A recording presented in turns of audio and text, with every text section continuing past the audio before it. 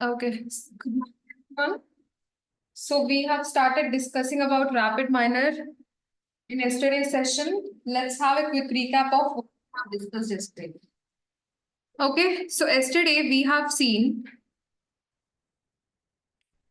first of all, the introduction to RapidMiner. So within that, we have also completed what is data mining. So what is data mining? Data mining is the process in order to find out some interesting patterns and get some useful knowledge or information from large amount of data. So we have different tasks or different fundamental techniques present in that data mining, which are estimation, forecasting, association, clustering, and classification. So we have seen examples of each and everything yesterday. And also we have discussed RapidMiner is called as no-code development platform for data mining. So we have also seen what is no-code development platform, what do you mean by that, and what are the features and what are the advantages and disadvantages of RapidMiner we have discussed yesterday. And also I have shown you to download one of the product of RapidMiner, that is RapidMiner Studio. So RapidMiner Studio also consists of auto model and turbo prep, which is included inbuilt in that RapidMiner Studio. And we have also seen the interface of how RapidMiner is going to look like. The interface is having different components. Let me open that window and show it to you.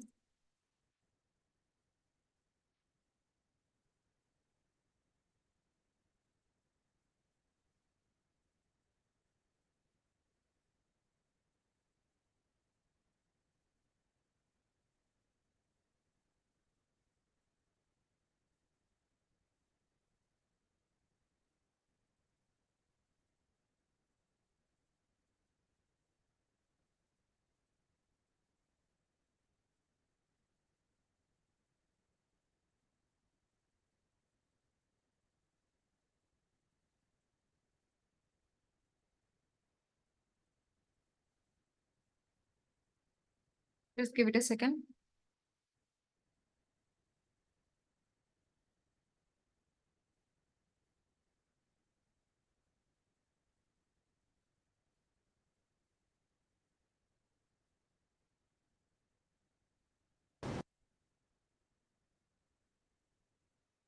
Okay, here's the window of RapidMiner Studio.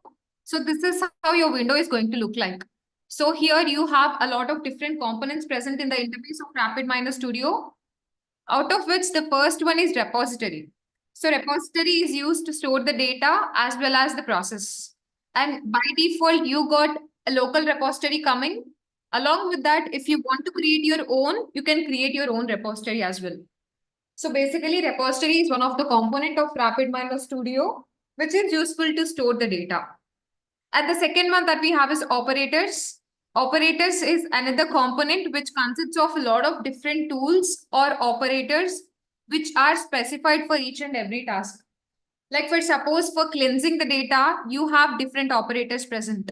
For scoring, for blending the data, for validation, you have different operators for different tasks.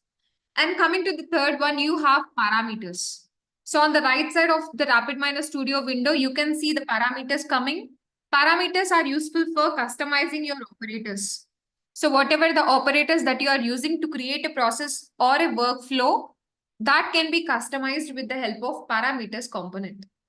And also there is the center middle portion, which is called as process, within which you will create or you will take every operator or data and just make a connection between them and execute it within this process. And everything happens in the view, which is design view. And after that, you have different types of views along with design view. The second one that we have is results view, which talks about the outcome of the executed process. Along with that outcome, you also have statistics and visualizations present in results view. And the third one that we have is turbo prep.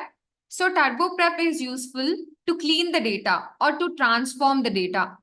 And auto model is there. Auto model is useful to create accurate models, and it will tell you which is the best performing model out of the all models.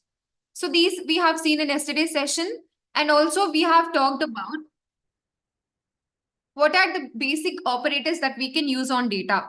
like sample, aggregate, or select attributes. I've shown all of these things. If you want to understand the purpose or description of each operator, you can just go over here. For suppose, I don't know what is this operator purpose. For suppose remove duplicates is there. I don't know what is this useful for. You can hover your mouse button and you can understand the purpose. This operator removes duplicates from an example set. Or you can right click on the operator and show operator info. You can get the description here. So it will talk about the description and what is the input that is needed for that operator and what it will give as output. Everything is present under this description. You can see this description for every operator if you don't know what is the purpose of that operator. For suppose for missing values, we have different operators present. I don't know what is the purpose of each and everything. I will right click on it and I will see the information or description of that operator. So the description of impute missing values is that this operator will estimate the values for the missing values of selected attributes by applying a model learned for missing values. So this is the description that you can go through. This is what we have seen yesterday. And the next one that we have is EDA and data preprocessing. Before going into EDA and data preprocessing, we have also seen first we have to do the two first steps that are present. First one is business understanding and second one is data understanding. So in business understanding, you have recording the objective.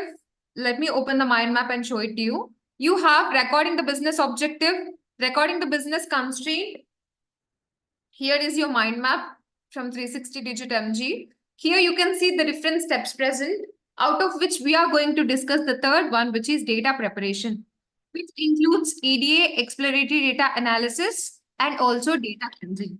So before going into that, you have to first start with the first step, which is business understanding. We have seen all these things yesterday. You have to first record your business objective. You have to record your business constraint. And you have to understand your success criteria. So based on the project, these criteria will change. And always remember, you have to record your objective and constraint in only 2 to 3 words. And also it is mandatory to use the data optimization terms, that is minimize and maximize. So this comes under business understanding. Coming to the second one, which is data understanding. So data understanding includes 2 parts again. First, you have to go through the data types.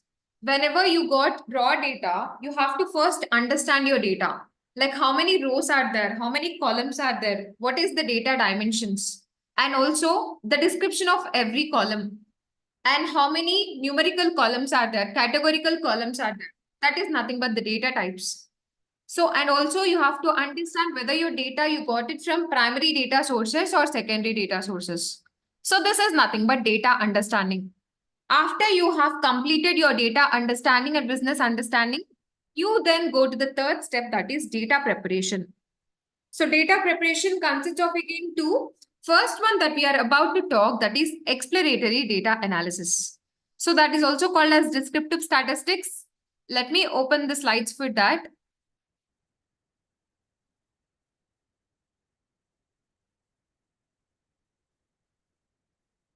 Okay, so here's your data preparation. Just a second.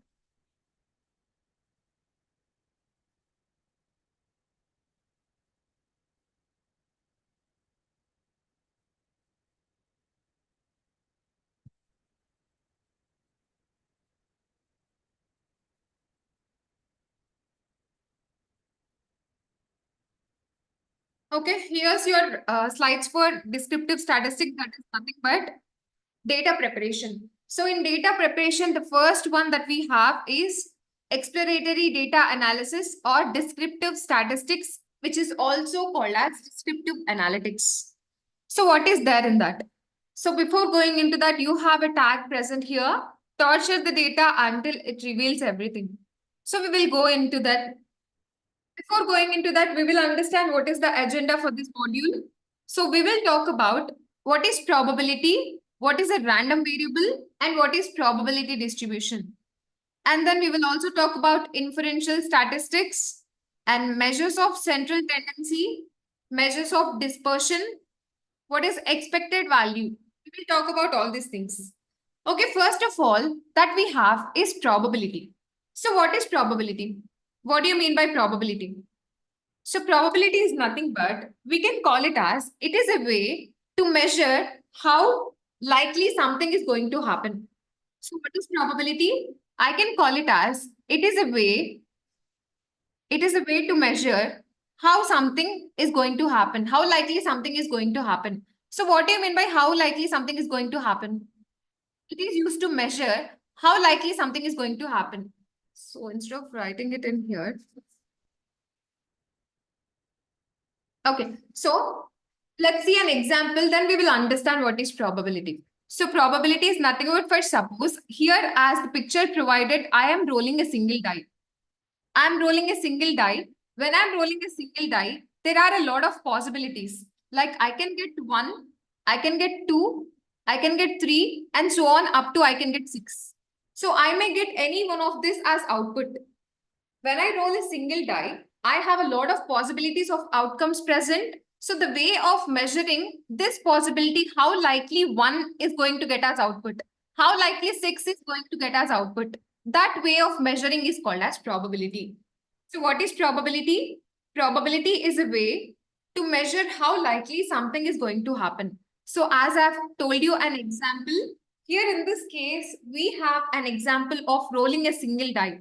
When I'm rolling a single die, there are a lot of possible outcomes. Like you may get 1 as your output, 2 as your output, 3, 4, up to 6. So the way of measuring how likely 1 is going to get you as output is known as probability. So you may have learned that probability is nothing but, you have a formula for that.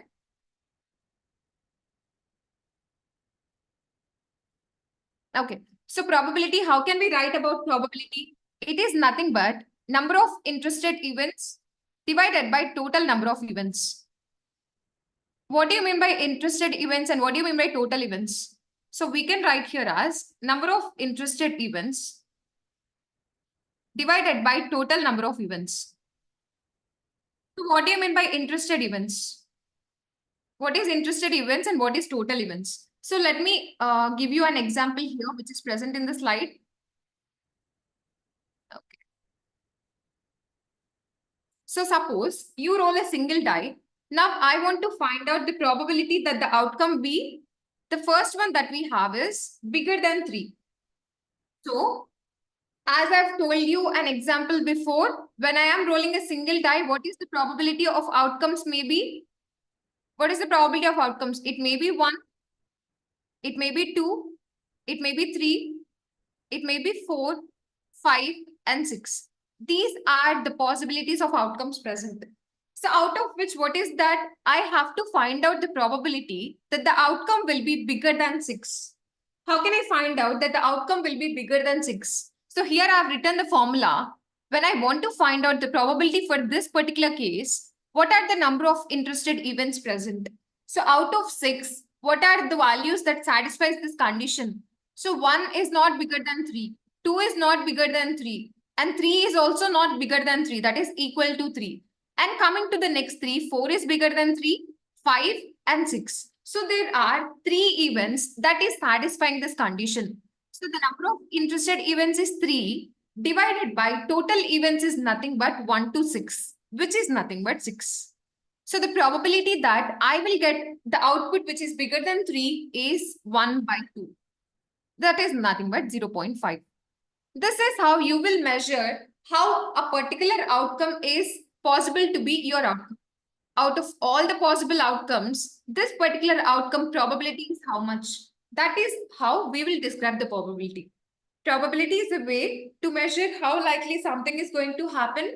So probability, we can just write the formula as number of interested events divided by total number of events. So in this particular case, in the first example, when I'm rolling a single die, I want to find out the probability that the outcome is bigger than 3.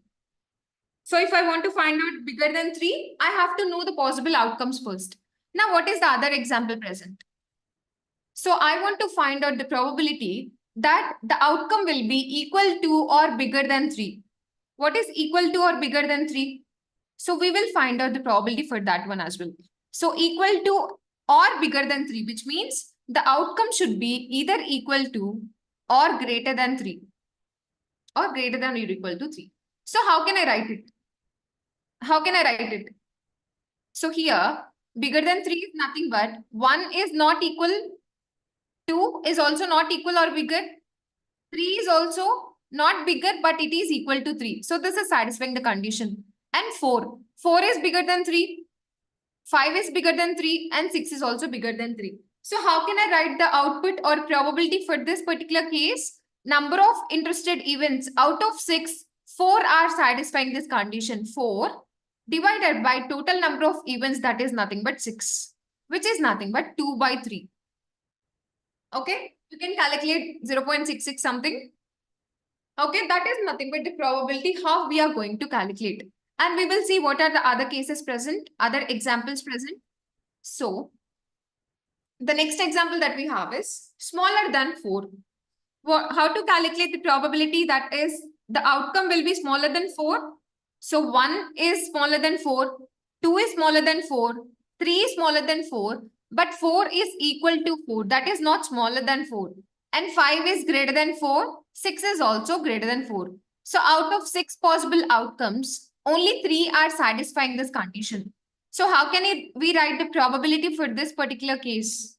So the probability that the outcome will be smaller than 4 is 3 divided by total number of events 6. That is again 0.5. So this is how we will calculate the probability. So we will see what are the other things present in the slide. So greater than 2 and less than 6. Greater than 2 and less than 6. This is the last example present. Let's find out the probability for this as well. So out of 1, 2, 3, 4, 5, and 6, I want to find out the values which are greater than 2 and less than 6. 1 is not greater than 2, but it is less than 6. 2 is not greater than 2. 3 is greater than 2 and less than 6. 4 is greater than 2 and less than 6. 5 is greater than 2 and less than 6. But 6 is not less than 6. So out of 6, there are 3 values that are satisfying the condition. So that is 3 interested events divided by total number of events. That is equals to 0.5 again. So this is nothing but probability. So probability, as I told, it is a way to measure how likely something is going to happen. And in this case, I have taken an example of a rolling die, and we have seen how to find the probability for all these different events present. This is nothing but probability. So what is there next? Now, next one that we have is random variable. So what is a random variable? What is a random variable? So let's see what is a random variable. A random variable describes the probabilities for an uncertain future numerical outcome of a random process. Okay, if we just read this line regarding the statement random variable, we won't understand anything. So what is a random variable? In order to understand it properly, let's divide this word into two. One is random, second one is variable. You already know what is a variable and you already know what do you mean by random. Let's combine them and understand. So random variable, it is a variable because it can take one of the several possible values. What do you mean by one of the several possible values? What do you mean by that? Imagine we have an event called as event. We have an event called as flipping a coin. I am just flipping a coin. Just give me a second. So what I'm doing, I am flipping a coin. When I am flipping a coin, what are the possible outcomes present? It may be either heads or it may be tails. Any one of the outcome will be possible. So what is it? Either it can be heads or it can be tails. The outcome may be heads or tails. So these are the possible outcomes present. Now, as we talked about probability, so for suppose I want to find out the probability of how heads is going to be your outcome. Then how can I write it? As we already know, probability is number of interested events divided by total number of events. Here heads is the interested event. 1 divided by total is equals to 2. That is nothing but 0.5. This is nothing but probability. But what is a random variable here? Here, flipping a coin is the random variable. Why this is a random variable? Why we are calling it as a random variable?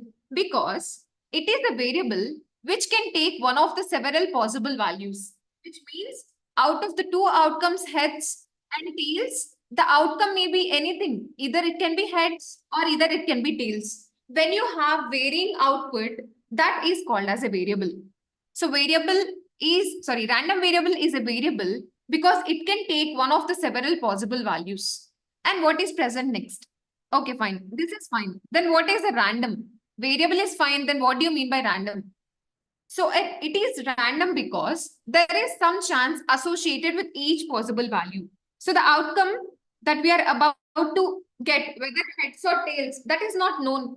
For me, it may be heads. For you, when you flip a coin, it may be tails. So that outcome is very random. When you have different possible values, that is called a variable. And when you are doing a particular event, when you're flipping a coin, it can be either heads or tails. That is, every particular possible outcome may have chance to get as output, which is very random. So these two combined together is called as a random variable. So random variable in this particular example that I've taken, flipping a coin is the random variable. But when we take the previous example, like what? When I am rolling a single die, here rolling a single die is the random variable. Why? Because here the possible outcomes are what? We have different possible outcomes. 1, 2, 3, 4, 5, and 6. And when I am doing this particular event, I can get 1, I may get 4, I may get 6, I may get 2. This is not very clear what I will get as output, which is very random. This event is known as a random variable. So random variable is a variable which is having a lot of several possible values as outcomes, and it is very random because there is some chance associated with every outcome. Now, what is there next? So as I talked about before, flipping a coin is one event. And then if you see here, another example is given, which is emotions of a person. So a person may not have a single emotion all the time. He may be frustrated sometimes. He may be happy sometimes. He may be bored sometimes. So that is why this is taken as an example of a random variable. There are several possible outcomes, out of which what we don't understand is whether we will get this as an outcome or another emotion as outcome. We don't have any idea. That is very random. Event is also an example for a random variable. Okay, so probability is fine. Random variable is also fine. Now what is there next?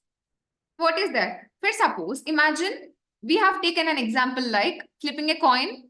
So when I am flipping a coin, the outcomes may be what? Heads or tails.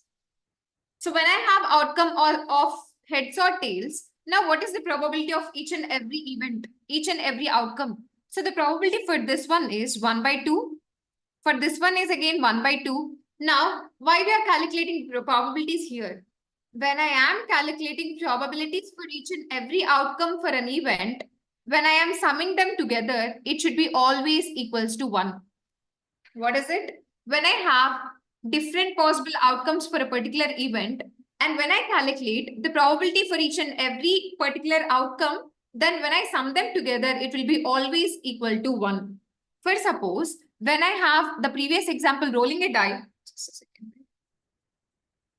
When I have the previous example rolling a die, I have outcomes like what? 1, 2, 3, 4, 5, and 6. Now, when I calculate the probability for each and every outcome, how can I calculate? This one may appear only once out of 6 times. It appears 1 out of 6 times that I will calculate the probability for every event. So this is for 1, this is 2, 3, 4, and 5, and 6. And when I add all of these probabilities of all possible outcomes, it will be always equals to 1. So it is always equals to 1. So that is nothing but 6 by 6, which is equals to 1. So when we are distributing the probability across multiple possible events, that particular distribution is known as probability distribution. What is probability distribution? Whenever we are having an event which is having a lot of different possible outcomes, we can call it as a random variable. So random variable is there. So we are having a lot of different possible outcomes. When I am calculating the probability for each and every event or outcome, the probability distribution comes, which is nothing but the probability is distributed across multiple possible outcomes. And the summation of all those probabilities will be always equals to 1. That is nothing but probability distribution. And always remember, probability distribution ranges between 0 and 1. Probability distribution ranges between 0 and 1. This also same in the case of heads and tails. The probability of heads is 1 by 2 and the probability of tails is 1 by 2. When I just sum them together, it will be always equal to 1. So the probability is distributed across multiple possible outcomes. This distribution is called as probability distribution. So we have learned what is probability, and we have also seen what is a random variable, and we have discussed the topic which is probability distribution. Okay, now let's see what is there next. So the next one we have is probability distribution that I told you. When the probability is distributed across multiple possible outcomes, we will call it as probability distribution. So here they have taken an example, the daily sales of Apple iPads at store X. So the daily sales of Apple iPads at store X, and you see here there is an example provided at the bottom. So what is this example? So we have to check whether it is a random variable or not. What is a random variable? You already know about what is a random variable. When we are having multiple possible outcomes, and the variable outcome is varying each and every time, that is random, then it is called as a random variable. In this particular example, the sales of iPad is a random variable. The sales of iPad is a random variable. Why this is called as a random variable here? Why is it? Because you have different outcomes. See, so for suppose in this particular example, they have taken 100 days sales. They have taken 100 days sales. There are 100 days over here. For each and every day, how many iPads were sold? That is shown in this particular example. For example, on day 1, 0 iPads were sold. On day 2, 4 iPads were sold. And this now is called as a random variable. Always you have to remember, random variables they are represented using capital letters. Either X or A or B or C, anything is fine. But random variables are always represented using capital letters. Okay, fine. Now what is there next? So in this example, there is 100 days data within which we are identifying the sales. Okay, now this is a random variable because we have different outcomes for every particular event. Now what is it? What do you mean by probability distribution? So for suppose, imagine there is on days like a iPad sold, I will take the unique members. So for suppose I have 0 sales were happening, 1 or 2 or 3 or 4. In this particular column of random variable, I have all these unique values. Whether the sales on a particular day, they may be 0, they may be 1, they may be 2, they may be 3 or 4. Now, if I identify the probability of each and every possible outcome, then that distribution is called as probability distribution. So for suppose out of 100 days, 25 days, there were no sales. So how can I calculate the probability? 25 by 100. For 40 days, I have sales 1. 40 divided by 100. 30 days, I have 2. 30 divided by 100. That is how I will calculate the probability for every outcome present in the random variable. So this type of distribution is called as probability distribution. Let's check it out what is there in the slide.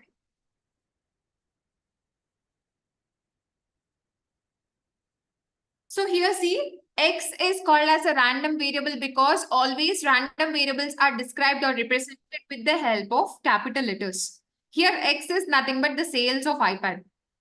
So always random variables are represented in capital letters. This is a random variable. Now you can see here, this is 0, 1, 2, 3 and 4, which means these are the unique values present in this random variable column, out of which I have found the probability for every value. So out of 100 days, 40 days, there were no sales. So here, what is the 0.40? So probability is nothing but number of interested events divided by total number of events. We already learned this before. number of interested events divided by total number of events. So here, out of 100 days, I got 40 days sales, which were 0. So this is how you will get 0.40, which is the probability. So they have calculated the probability for every possible outcome. So 25 days, there were no sales, or there were sales of 1. 25 divided by 100. Here 20 divided by 100. 5 divided by 100. And 10 divided by 100. This is how you will get the probabilities for every outcome for this particular random variable. Now, after finding the outcome, if I add them together, how much is the output? That is always equals to 1.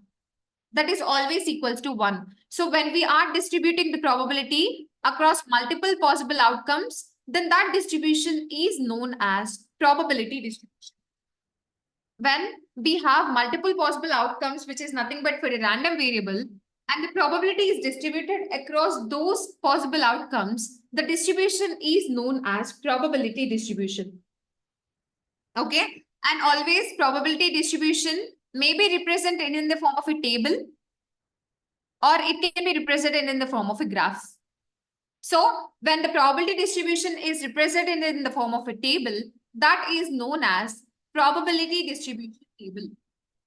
When a probability distribution is represented in the form of a table, then that is called as probability distribution table. And instead of table, we can also represent it in the form of graphs. How can we talk about in the form of graphs? So let us see what is there in the slide.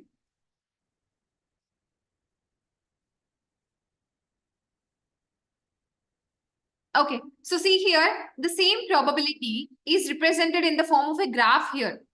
So always remember, when we are plotting about the probability, always on x-axis, there will be random variable. On x-axis, always it is random variable. On y-axis, always it is probability. So this is probability distribution graph. This is probability distribution table. And the summation of all the probabilities in a probability distribution is always equals to 1. And then random variable is on x-axis and probability will be on y-axis in this probability distribution graph. And also, a random variable can be discrete or it can be continuous. It can be discrete or it can be continuous. So how can we say whether it is discrete or continuous? How can we say? For suppose, we have here, instead of numbers, another data is present. Like cost is there. So for suppose cost is there. So you have to understand the data types that we talked about before in data understanding. In data understanding, we have to know the data types and data collection. So there you can understand what is discrete data and what is continuous data. So let me open the mind map and show it to you once more.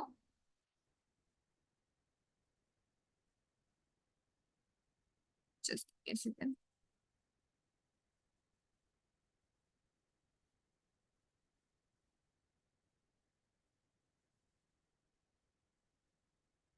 Okay. So here, if you see, under the data understanding, you have here the data types. So within the data types, you can understand whether it is continuous or discrete. So continuous, if the data is represented in decimal format and makes sense, it is nothing but continuous.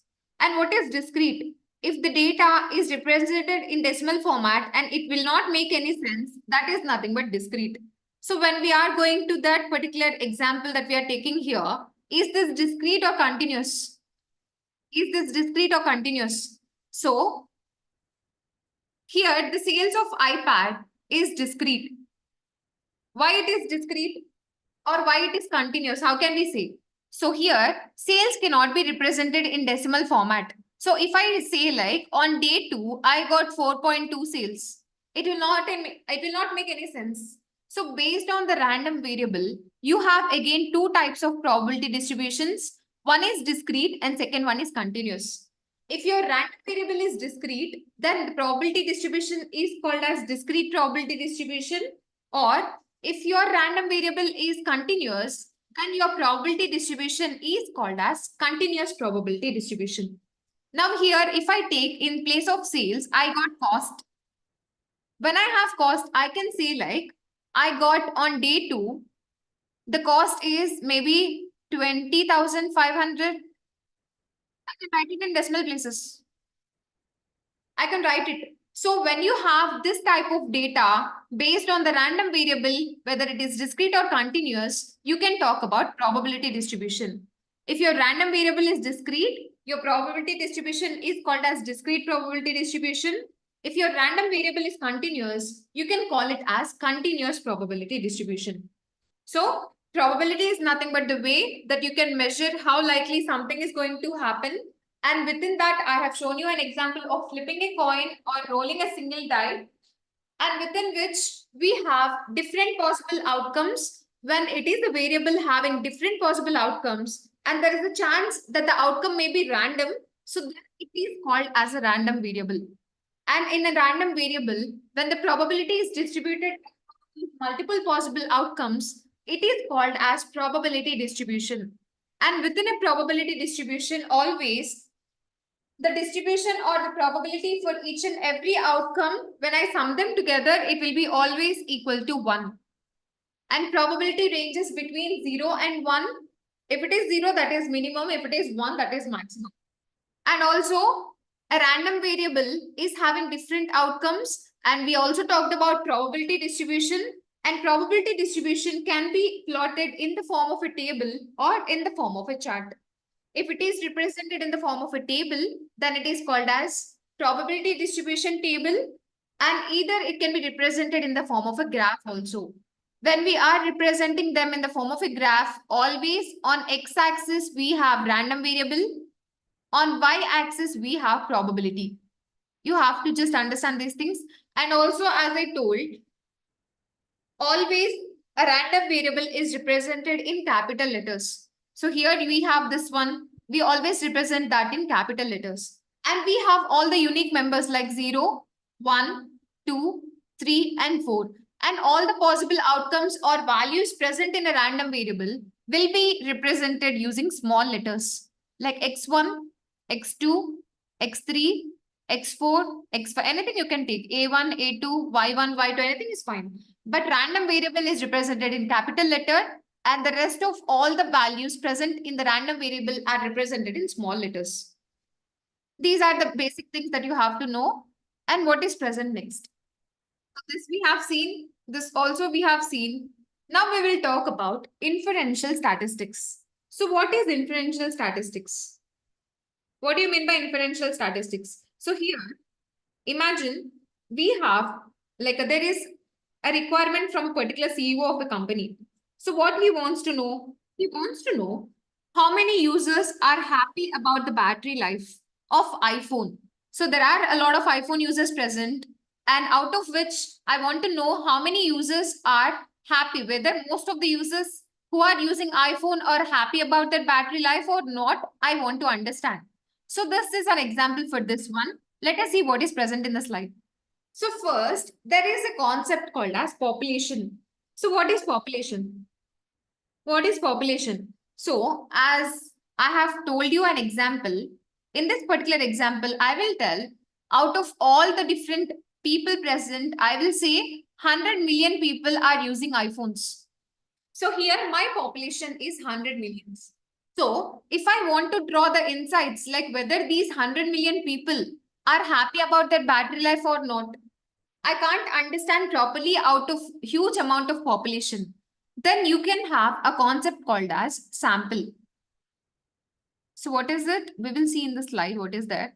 So the next one that we have is the next one that we have is sample.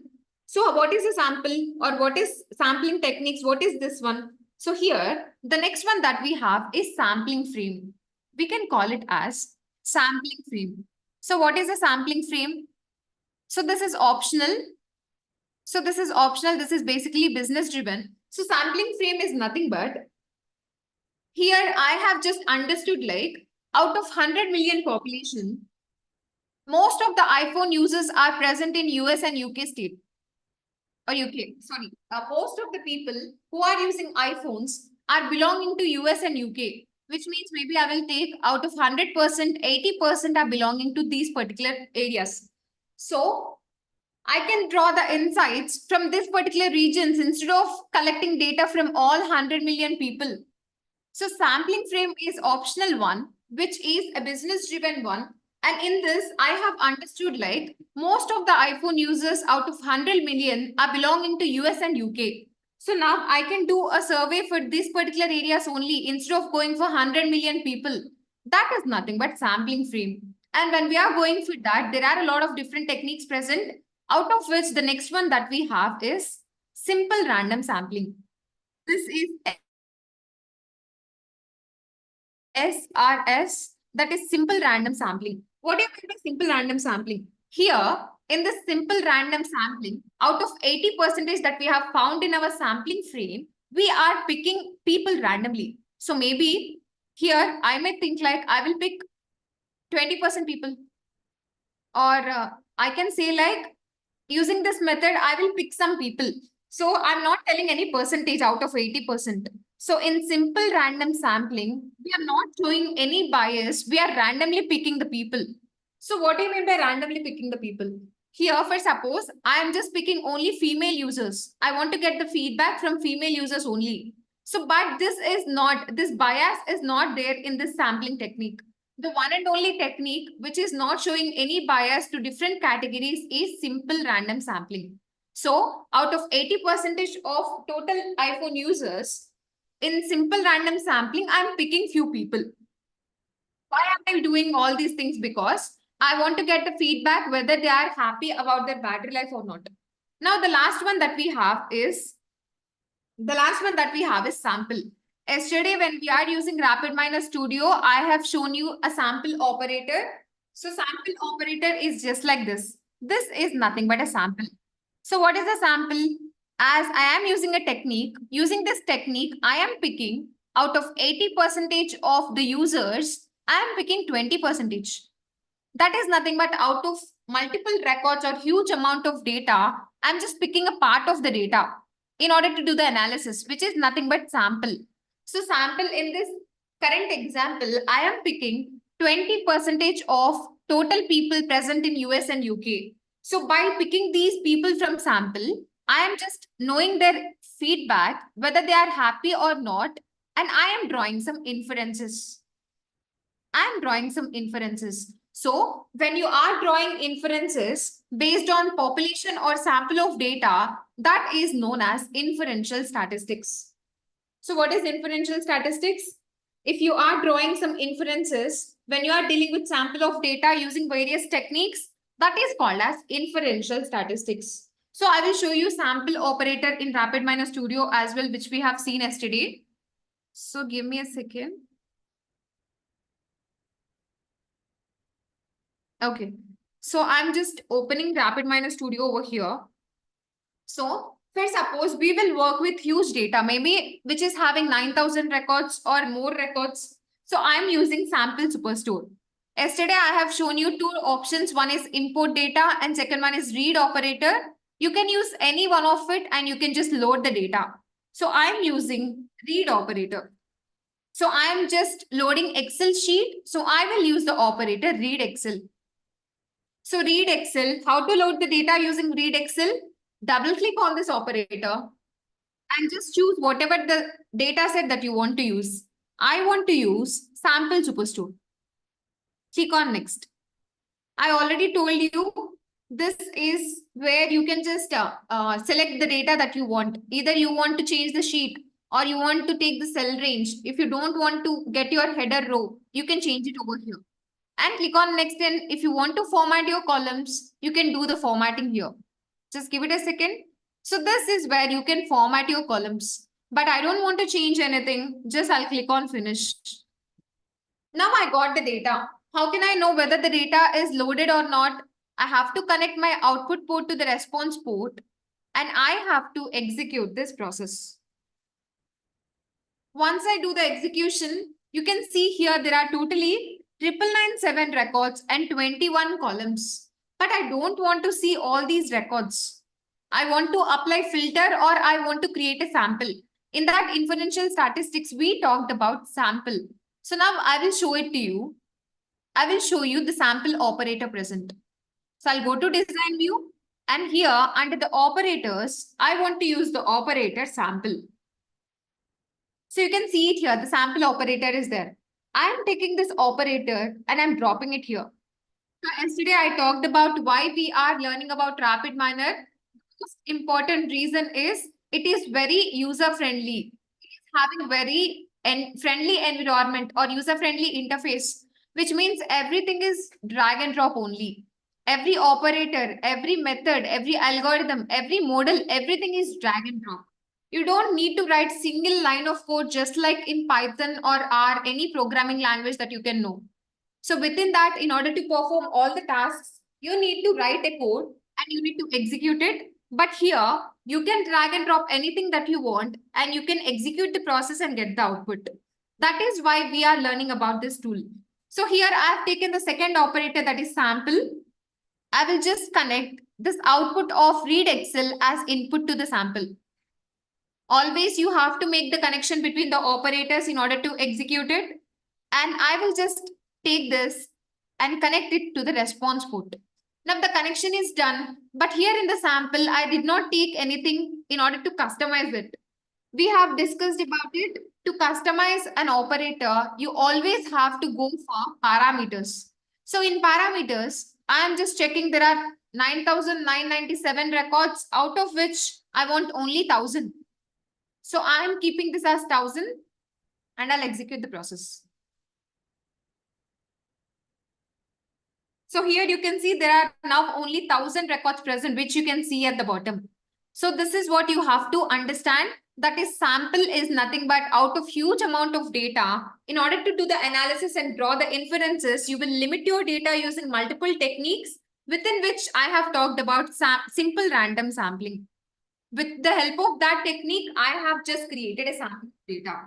So here, you don't need to do anything of those things. You can just understand the concept of sample and you can just use the operator and get the output.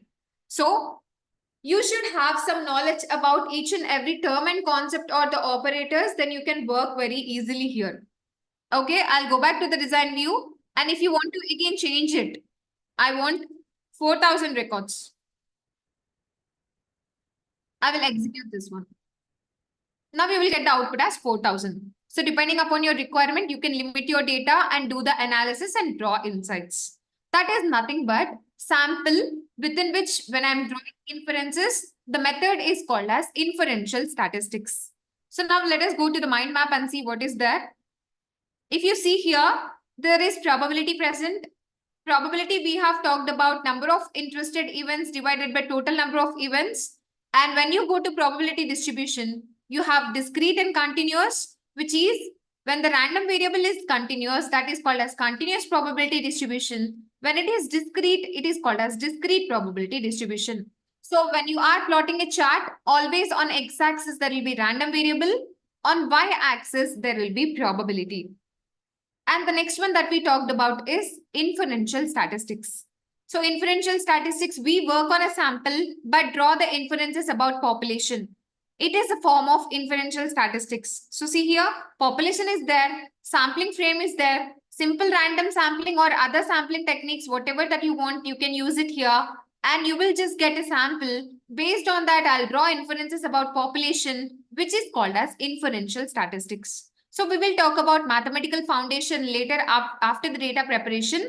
So we have discussed up to now what is probability, what is a random variable, what is a probability distribution, and what do you mean by inferential statistics. Now let us go to the most important thing, which is exploratory data analysis. So let me open the slides. So this is the first one, which is measures of central tendency. So what do you mean by measures of central tendency? So the first business movement is known as measures of central tendency. What is it? The measures of central tendency comes under exploratory data analysis, which consists of 4 business movements, out of which this is the first business movement. This is first business movement. Now within this, or you can call it as first movement business decision. Anything is fine. Why we are calling this as first movement business decision? Why we are calling this as first movement business decision? So any management or any department will have an initial set of questions. That is why this is called as first movement business decision. For example, there is a bank. You can take some random bank, I'll call it as X, and it is having a lot of different branches in different locations. For suppose there are branches in Singapore or maybe in Malaysia, etc. So X is a bank which is having its branches in different locations. Now, if they want to do the analysis of their data, they will have some initial set of questions like what? Like what? How much loan do they given for automotive purpose or for education purpose? Or what is the average salary of all the employees in these two locations? So those are the initial set of questions every management will talk about. So those are the initial set of questions. That is why this is called as first movement business decision. So first movement business decision is also known as measures of central tendency. We will see what are there inside measures of central tendency. So here, we will see in the slide what is there. So first one that we have is mean. So measures of central tendency is having three different measures. One is mean and the formulas. And second one is median. And the third one is mode. So what do you mean by mean? What do you mean by median? And what do you mean by mode? So first of all, mean, you already know mean is nothing but average. Mean is nothing but average. When we are calculating the mean for a population, you already know what is a population, what is a sample. When you are calculating a mean for a population, it is represented as mu. And capital N and small n will talk about whether we are working on a population or a sample. N is population and small n is sample. And mu is a Greek notation. You already know about this. And when we are talking about mean, for population, it is capital N. For sample, it is small n. We will see the difference between mean, median, and mode with the help of an Excel sheet. So that will be very clear for you to understand. Let me open Excel sheet.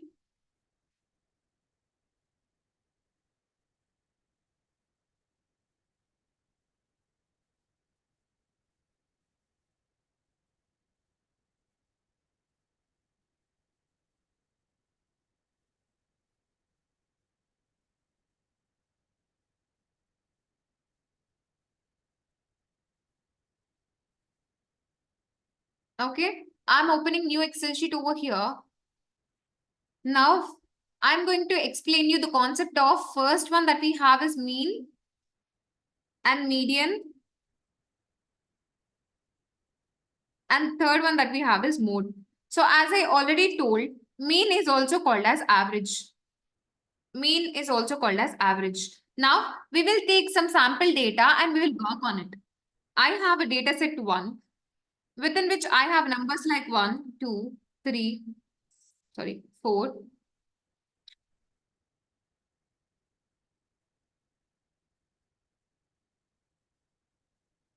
Okay, it is enough. So I have a data set 1, which is having 1 to 7 numbers. Now, how to calculate mean for that? How to calculate mean for that? So here, mean, I already told you this is nothing but an average. So you can just calculate average using average function in Excel. But what is the formula that is written there before in population or sample? What is the formula for mean that they have written? So we have calculated the mean like sigma I is equals to 1 to n. Capital N is for population. N xi divided by n. So here in this example, there are from 1 to 7, which means, how can we write here? This is I equal to 1 to 7, x1, this is sigma rate, xi divided by n, which means x1 plus x2 plus x3 plus x4 plus x5, that is so on up to x7, because we have 7 numbers, 7 values, divided by total 7. So when we do this, which is 1 plus 2 plus 3 plus 4 plus 5 plus 6 plus 7 divided by 7, you will get the mean value. But in Excel, you don't need to write all these things. We can simply use the functions present. So in here, I'm going to use equal to average function. You already know average will return the average of or arithmetic mean of its arguments, which can be numbers or names, arrays or reference that contain numbers. So average of all these numbers. So the average is equal to 4. The average or mean for all these data set 1 is equal to 4. Okay, fine. So based on this also same, based on this also same, but this is using Excel, it will be easy for you to understand. Okay, mean is fine. So what about median? What about mode? How can we calculate mean? Will it be same or changing according to the data set? So here I will take one more data set. I will take one more data set. So in here, what I do is I'll write 1, 2, 3, 4, 5. Okay. For this, I'm calculating the mean. So I'll just take this here. Okay. Now, if you see here, the mean for these values is 3. So 1 plus 2 plus 3 plus 4 plus 5 is equals to 15. If you see here, that is 15. 15 divided by 5 is equal to 3. But suppose if you have extreme values in your data set, if you have extreme values in your data set, like what? If I have 1, 2, 3, 4, and then maybe 500. If you see here in the data set, when you compare the values, 1, 2, 3, 4 are near to each other. That is in one range. But when we go for 500, that is extremely high when compared with the other values. So you already know extreme values in the data set are known as outliers. Whether if it is extremely high or it is extremely low, anything is fine. The extreme values are known as outliers. So how to calculate the average for it? So average of all these numbers, enter. So if you see here, only one number got changed. In the first data set or data set 2, the value is 5. But that got replaced with 500 in another data set. Because of the change in one value, the mean got changed so much. So you have to understand a concept like mean gets influenced by outliers. Mean gets influenced by outliers. And what about median then? So when you are having outliers in your data, can you calculate mean? Mean will not give you appropriate value. So then you have one more thing which is called as median. So let us take one more data set. I will write here data set. Here I want to calculate median for this. How to calculate median for this? What do you mean by median? Median is nothing but the centermost value in the data set. Here, if you observe 7 values, so top 3, bottom 3, the centermost value is 4. So how to calculate median? How to calculate median? So you have a median function, give your data set and click on enter. So why you got 4? Because 4 is the centermost value in the data set. And for this one also, I will calculate the median. So median, here 1, 2 are the top and 4, 5 are the bottom, and the center you have again 3. You will get the median as 3.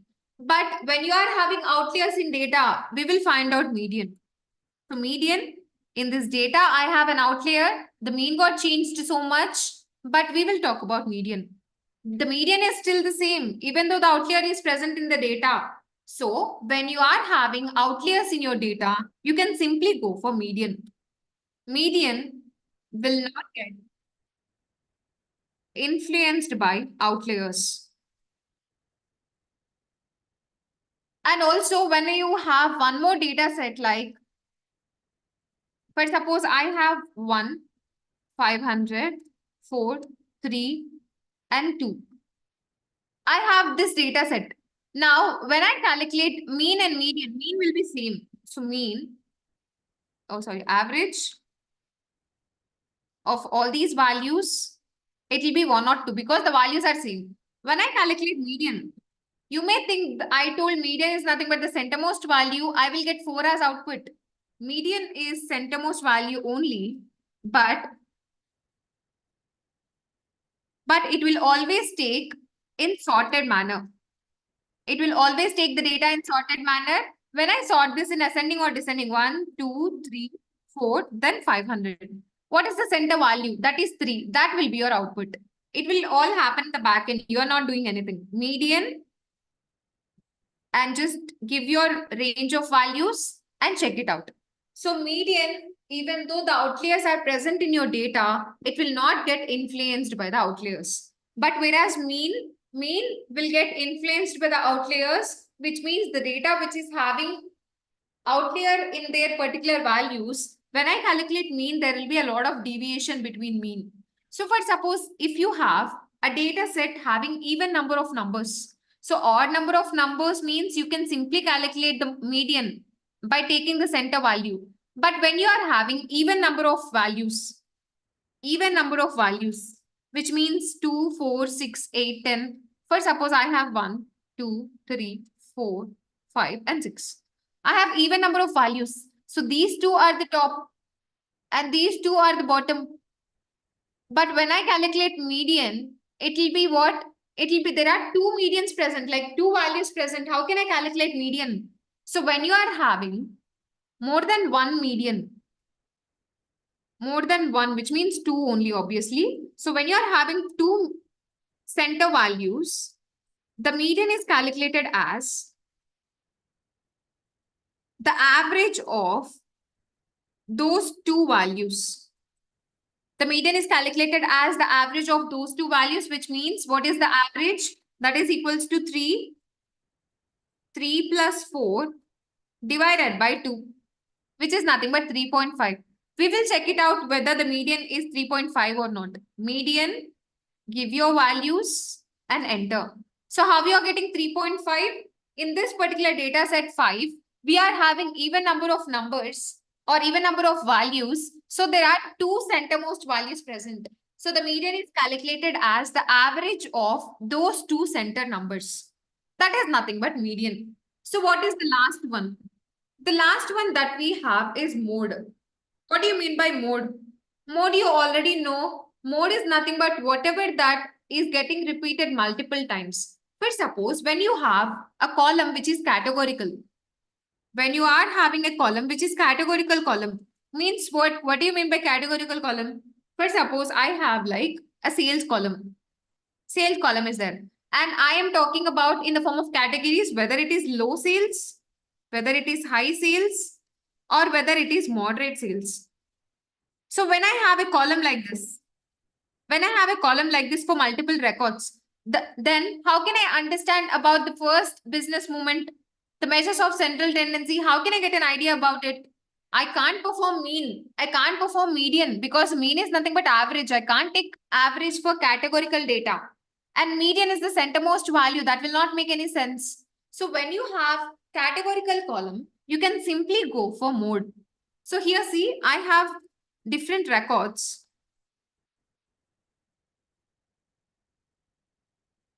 Okay, these are my records of a sales column, which is categorical column.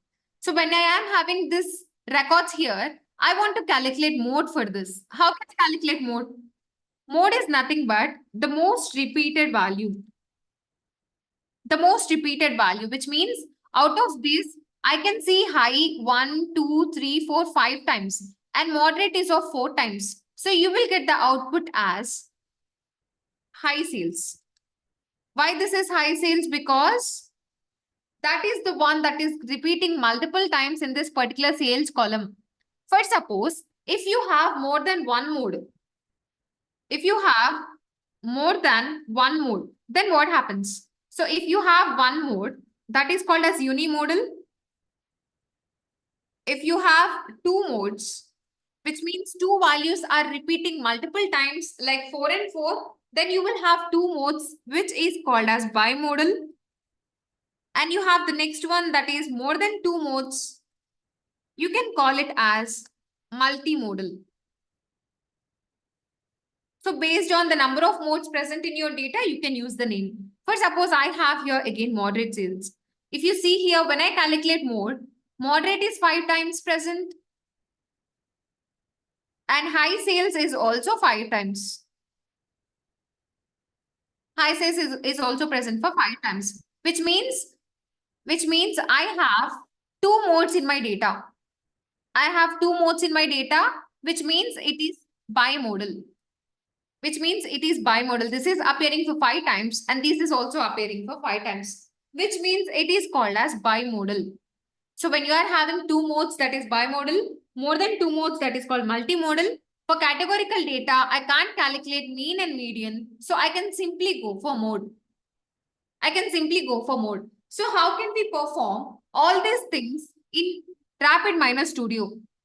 How can we calculate these measures of central tendency in RapidMiner Studio? And what do you mean by multimodal or two modes? So when you are having two modes in your data, imagine when you are having two modes in your data, you can see your graph maybe like this. Okay.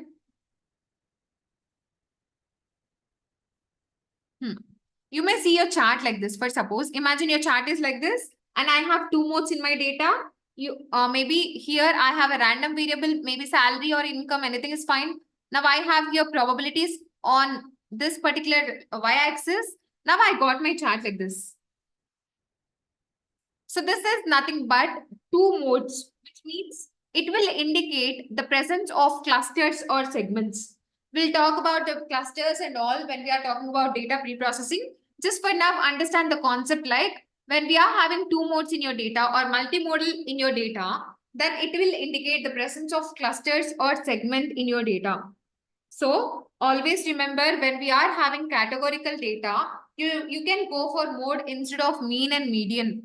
Mean and median can't be calculated for a categorical column. When you are working on a numerical column, you can work on mean and median. Now let's see how to do it in RapidMiner Studio. So let me open RapidMiner Studio and work on it. So I will just go to my, RapidMiner Studio over here. I will just delete it. How to delete it? I've told you yesterday. If you have multiple operators used in a process, you can just draw a box and click on delete in your keyboard. You can draw a box and click on delete in your keyboard. Now, how to work on mean, median, and mode, which is first business movements. So first of all, we have to get the data. So I will show you again two options. If you have missed yesterday's session, first of all, you have import data as well as read operators present over here. So read, you have different read operators present, and also you have import data option present. So import data, I will use this first and I'll show you what happens. Import data, my computer, and I am using here, I want Excel file. So Excel, I've taken Excel and I got a lot of records, out of which I will choose sample superstore. Okay. I'll click on next.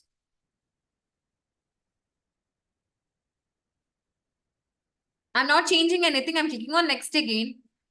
I don't want to format my columns also. Here, format your columns option is there. I don't want to format them. I'll simply click on next again. And you have to choose your repository, which you will not get when you are working on read operators. When you are working with the help of read operators, you won't get this option to choose this particular repository in order to store your data. Repository is the one where you will store your data.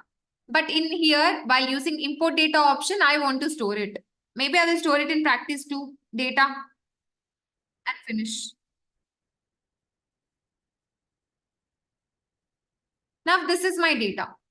So it is having 9997 records and 21 columns. But when I am using read operator, I will do the same. That is an Excel file. So I have to use the operator read Excel. So I'm just taking this read Excel onto the process. And now how to get the data? You have to double click on this operator and you have to choose what you want. Here you can't change the file type because you are using the operator Excel, which takes Excel files only. Now I will take sample superstore next. And I'm not changing again next. And I'm not formatting. I don't want to format anything. I have to click on finish. Now, if you see here, there is no option just like import data in order to store my data in this particular RapidMiner Studio. I won't get that option when I use read operators. So I won't get those options in that particular repository panel import data. Here using read operators, I won't get that option to choose the repository to store the data. Okay, fine. I got sample superstore. Now I will just connect my output port to the response port. Sorry, I will make the connection between output port and response port and I'll execute this process. Okay, done. This is done. Now I'll go to design view again. Now I want to find or I want to select a particular attributes. So before going on selecting the attributes, what I do is I'll go back here and I will understand what is a numerical column. So how to understand? You have to go to statistics. You can see here, row ID is an integer. And what else? Discount, profit, quantity, and sales are there. Now I want to work with sales data. So sales is a numerical column. So I want to perform mean and median on that numerical column. First, we'll talk about mean. How to calculate mean? So first, I want to select only sales column. So what I do is I'll use the operator select attributes. So select attributes, I'll choose it here. We have different numerical columns, right? Out of which I want to find out only for sales column. So I'm going to select that attribute, include attribute. I want to choose only one attribute. If you want to choose a subset, you can choose it. Or if you want to choose all, you can choose it. But I want only one. Out of which I will select sales. So I want to select the attribute sales over here. Now this is done. I'll execute the process. So out of all 21 columns, I'll get now only sales because I want to understand the mean value for sales. Now, in order to get the mean, you have to use the operator extract aggregates. So you have to use the operator extract aggregates. Know the description of this operator? So description, this operator calculates a set of aggregated values of one or more time series. So now I want only mean for sales column. I'll take this one and I'll place it here. Just drag and drop. Everything is drag and drop. And just keep the output port of the second operator as input to extract aggregates. And connect this to the response. Before executing this process, just find out what you want. I don't want all.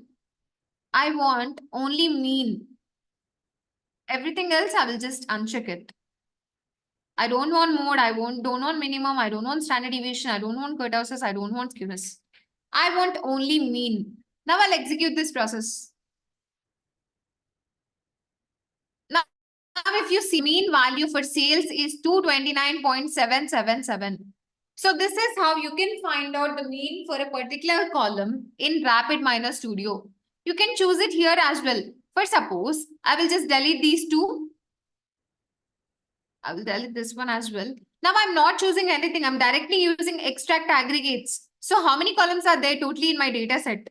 In my data set, originally there are 21 columns. Now, when I use directly extract aggregate, what happens?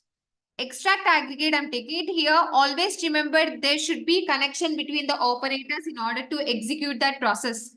Without it, it will throw you an error or a warning. Okay, now this is fine. When I want to find out the aggregates, I want to find out only summation or mean. I will find out only mean. Now, at the top of this operator of extract aggregates in the parameter, I can see attribute filter type. What do you mean by attribute filter type? So here, you can choose what attribute you want to find out for. Single, what is that single? That is sales. You can choose it from here. Okay, fine. I'll click on execute over here. So required parameter is missing. Please set this parameter. I'll click on apply. So see, when you are not mentioning anything, it will throw you an error. Just give it a second. So input connection is missing. I'll take over here and I'll make the connection again. When we are directly connecting, sometimes it will not show you the connection properly. This is how you can calculate it. So how did I get only again for sales? I got 21 columns totally, but I got only for sales because here I have taken to calculate mean only for a single column.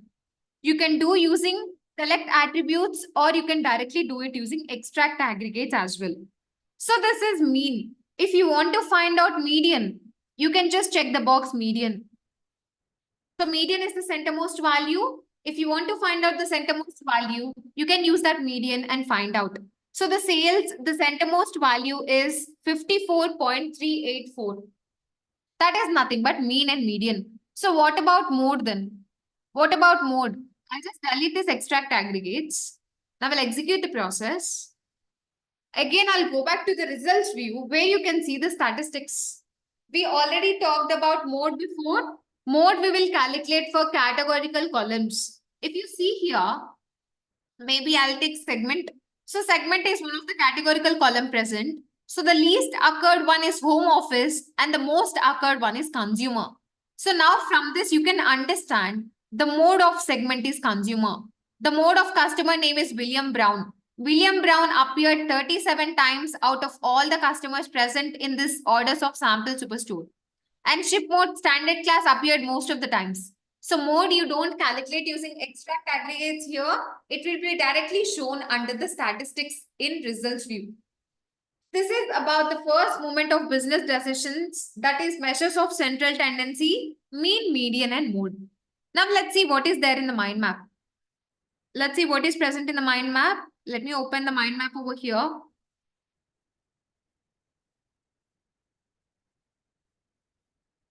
Okay, here's our mind map. We are talking about exploratory data analysis, within which we are talking about the first moment business decision, that is called as measures of central tendency.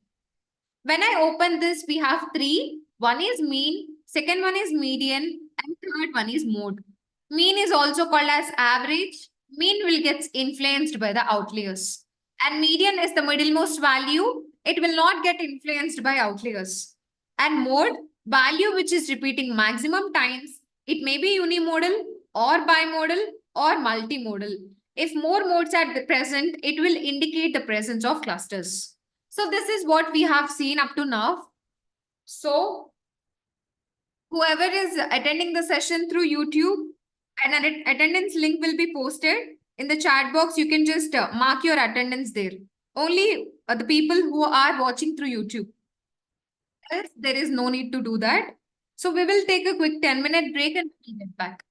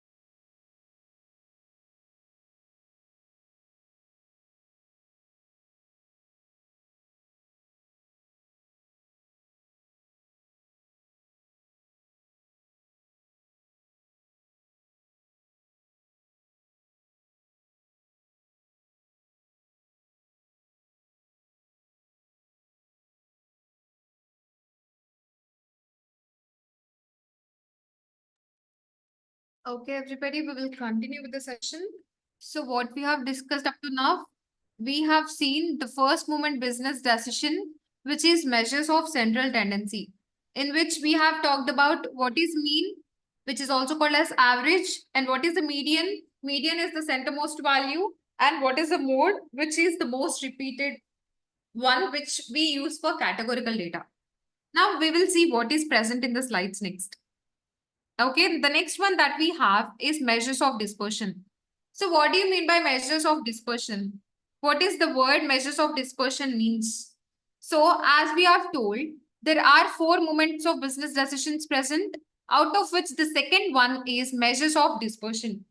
So dispersion is nothing but variation. Dispersion is nothing but variation. For suppose here we have an example provided within which the example that we have taken before, there is a bank which is having different branches at different locations, one in Malaysia and one in maybe Singapore, Indonesia, anything is fine. So now I want to talk about, before we have calculated the initial set of questions, which is first moment business decision. Now let's talk about the second moment business decision, that is measures of dispersion. So here imagine this is belonging to Malaysia and this is belonging to Singapore. So there is an average of profit that I have found, maybe X bar, and this is also X bar. So I have found the average of profit. Now I want to know for the past 6 months, what is the variation of profits from the average value? For the last 6 months, I want to find out what is the variation of the profits of last 6 months from the average profit. So that is where we will talk about the variation, that is dispersion, which is the second moment business decision. The second moment business decision is called as measures of dispersion. Dispersion is nothing but variation. In this example, I want to find out for the last 6 months, what is the variation from the profit of the 6 months to the average profit. Now let's see what is there in the slide. For suppose this is the first month profit. This is the second month. This is the third month, fourth month, up to 6 months profit is there. Now, how can we calculate the variation? How can we calculate the variation? So, this is the average profit. This is the first month profit. Now, this is the variation happening. What is this? This is the variation happening. And this is the variation happening. This is the variation happening. That we will see for all the 6 months of data. So, let us see what is there in the slide. So see, this is the variation happening. This is the variation for all the 6 months. It will calculate the variation. And after that, we are connecting all those variations with the help of a line. Now we are drawing the bound, which is nothing but the range of values within which this particular dispersion is happening. This is the range, which means the variation is within this particular range for Malaysia branch. So this is the range of variation happening in Malaysia branch. So how can we talk about this? Just give me a second. So this is the variation or range. Anything is fine. Now let's see for the second one, which is Singapore. Here also for the last 6 months, we are calculating the variation of every month profit with the average profit. Now what is there? This is the first month profit. This is the second month profit. This is the third month profit for the 6 months. And here also we will calculate the variation. This is the variation happening. And after that, we will see the range of variation happening. Now, if I want to analyze my data, which is very easier, is it Malaysia or is it Singapore? So if you observe, the variation or dispersion is more for Singapore when compared with Malaysia. So when we go for comparing these two values, it is easy for us to predict or to make analysis based on Malaysia because the variation is very less. So what are there under measures of dispersion? So measures of central tendency is having mean, median and mode. Now measures of dispersion is having both. What are the different measures present under second moment business decision? So let us see. Let us see what is that. So here, this is about measures of dispersion. And let's see what are the measures present. So the measures of dispersion is also known as second movement business decisions. The measures of dispersion is also known as second movement business decision. Just like in the first movement, here also we are calculating for population, which is nothing but capital N, and we are also calculating for sample, which is nothing but small n. And then what is there? So the first one that we have here is variance. And the second one that we have here is standard deviation. And the third one is range. So here there are fewer examples provided here. We'll talk about the example later. So here, variance, you already know the formula for this is here. If you observe, this is the formula. You can see it here. For population, it is capital N. For sample, it is small n. For again population, the standard deviation and also standard deviation for sample. Okay. So here, this is indicated with the help of sigma square and S square. There we have mu.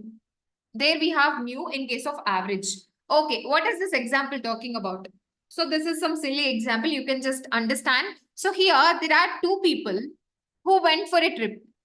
Imagine there are a couple present. They went for a trip, and here they want to cross this particular river present. They want to cross this. In order to cross this, they need a boat.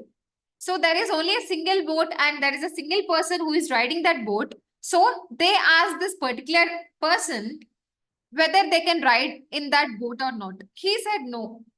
So they thought like, okay, if the depth of the river is very less, we can cross the river by themselves. So they asked this person, what is the depth of the river? So he answered like, on average, it may be 3 feet. Imagine, he answered like they may be 3 feet. These people are 6 feet each.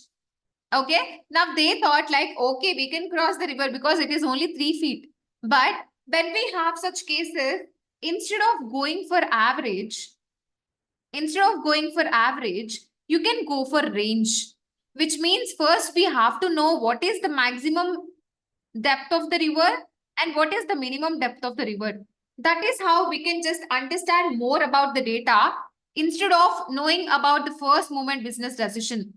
So we can draw more insights along with these information with the first movement business decision. So we calculate mean, we will calculate median, we will calculate mode and understand few things about the data.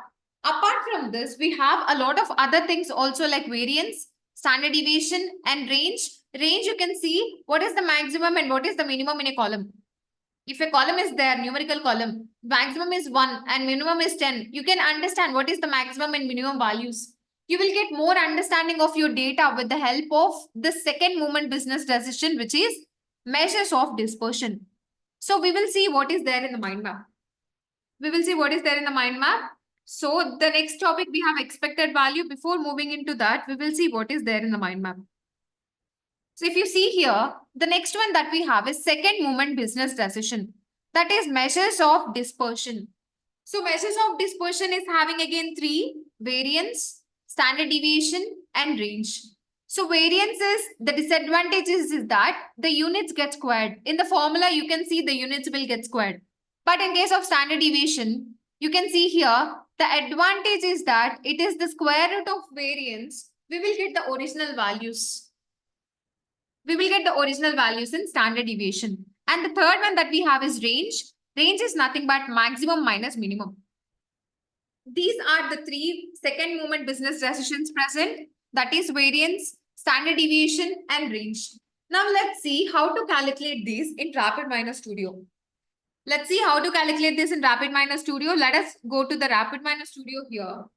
We have seen the statistics, which is minimum, maximum and all. Now let's talk about the extract aggregates again. So extract aggregates within which I want to choose the second movement business decisions, that is variance. Where is variance? So minimum, maximum is there, standard deviation is there. So the square of standard deviation square is nothing but variance. So there is no separate variance present over here. You can calculate minimum, maximum and standard deviation. Check these boxes and click on start or play button to execute the process. Just give it a second. So see, what are all the numerical columns present. For those numerical columns in your data, it will calculate all these second movement business decisions. Because we can't calculate minimum in a categorical column. Maximum we can't calculate in a categorical column. And standard deviation we can't calculate in a categorical column. So it is picking all the numerical columns from my data. Row ID is an integer and postal code is an integer. Sales is a real number. Quantity and discount again integer. And profit is a real number. So for these columns, out of 21 columns in my orders of sample superstore, I can calculate minimum, maximum, and standard deviation. So this is how you can easily perform the first movement business decision, second movement business decision just with the help of a single operator, that is extract aggregates. So when you are working the same thing in Python, if I want to find out the mean, median, mode, variance, standard deviation, minimum, maximum for numerical columns in my data set in Python, I have to write multiple lines of code there. But here I can do the same thing with just one drag and drop using a single operator, extract aggregates. So that is why we are using this RapidMiner tool, which is requiring no code to perform any task, just like a data scientist. So any person who is not familiar with the data science platform or any coding skills, he is not having any coding skills or any experience in coding, they can still use these tools with a little bit of knowledge. That is why we are learning about a new tool, which is RapidMiner. Okay, now let's see what is present in the slides. This is what it is there in first movement and second business movement. Now we have further more again, that is third movement and fourth movement. Let's see what is there in the slides. So the next one that we have is expected value. So what do you mean by expected value? So here, the next concept that we have is expected value for a probability distribution. We already learned about probability distribution. If the probability is distributed across multiple possible outcomes, then that distribution is called as probability distribution. And it also depends on the random variable, whether it is discrete or continuous. If it is discrete, it is called as discrete probability distribution. If it is continuous, it is called as continuous probability distribution. And also, when we are talking about probability, first suppose there is an event present, like I want to find out. Okay, first suppose there is a probability present, like whether a person is 85 kgs or not, I want to find out. I want to find out whether a person is 85 kgs or not. Like how? First suppose he may be 85.0001 grams, or he may be 85.1, he may be 84.9, he may be 85.004. So there are a lot of probabilities present. There are a lot of possible outcomes present. So when you are having infinite number of outcomes, what is it? Just give me a second. Okay, when you are having infinite number of possible outcomes are present for an event, then how can you calculate probability for that? So there is an event present. Within the previous example I have taken, I want to find out the probability of a person, whether he is 85 kgs or not. So this is not a discrete one. We have multiple options or multiple possible outcomes. Like the decimal places, if we have decimal places, we have a lot of options, right? 85.002, 85.04, or 84.99. So there are a lot of different possible outcomes, which means infinite possible values are there. For that particular event, how can I calculate the probability? So you already know the probability formula is number of interested events divided by total number of events. Number of interested events divided by total number of events, which means here in our case, the interested events is only 85 kgs. But how many total events are there? There are multiple possible events which we can't count, which means infinity. So 1 by infinity is equals to 0. So the probability, if you want to find out for infinite number of possible outcomes, it will be always equal to 0. So we can take multiple examples for this one. For suppose I want to find out whether a person will go for lunch or not. This is an example. So for suppose there is a person present. I want to find out the probability whether he will go for lunch or not. So what is the outcomes? Maybe yes or no. He may go for lunch or he may not go for lunch. So there are only two possible outcomes. But when I have an event like if a person will go for lunch or not exactly at 2 o'clock, whether a person goes for lunch or not exactly at 2 o'clock, if I have such type of event, so 2 maybe there are a lot of cases like 2 hour 1 minute or 2 hour 1 second, 1 minute 1 second or 2 hours 1 second. So there are a lot of possible outcomes, right? Maybe 2 hours 2 seconds or 1 hour 59 minutes 1 second. So there are a lot of possible cases. So in such type of cases, the probability for infinite number of outcomes will always be equal to 0, which means one interested event are there, but the total events are infinity, which is always equals to 0. So the probability to find out for multiple infinite number of events is always equal to 0. That is the concept of expected value. We will see what is there in the slide. So for a probability distribution, the mean is known as expected value. For a probability distribution, the mean of the distribution is known as the expected value. So the expected value refers to what one would find if they repeated the experiment infinite number of times and took the average of all the outcomes. So an expected value is nothing but for a probability distribution, the mean is called as expected value, and the expected value refers to if we continue the experiment for multiple number of times, that is infinite number of times, what is the average? What is the expected value? So mathematically, it is calculated as the formula is given below. So mu equal to E of x equal to x into P of x. So this is just the formula to find out the expected value. But you have to remember the point like when we are performing or when we are calculating the probability for an event, if that event is occurring for infinite number of times, the probability will always be equal to 0. This is how we can calculate the probability of expected value or infinite number of times an event is occurring. Now let's see what is there next.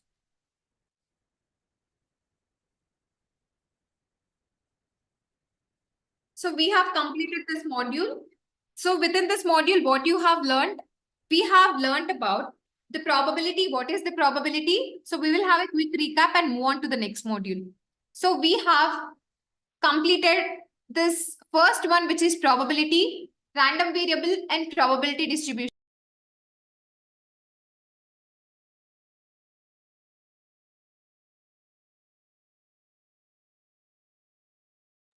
Okay, just a moment, everybody. Just go through all the topics that we have discussed up to now.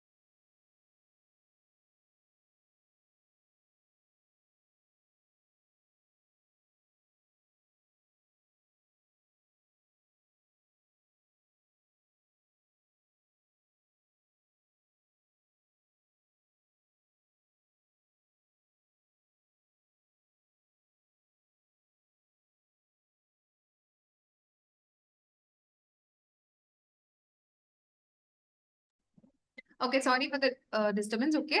So in this particular module, we have covered about probability. So probability, we already learned it is nothing but a way to measure how an event is going to happen.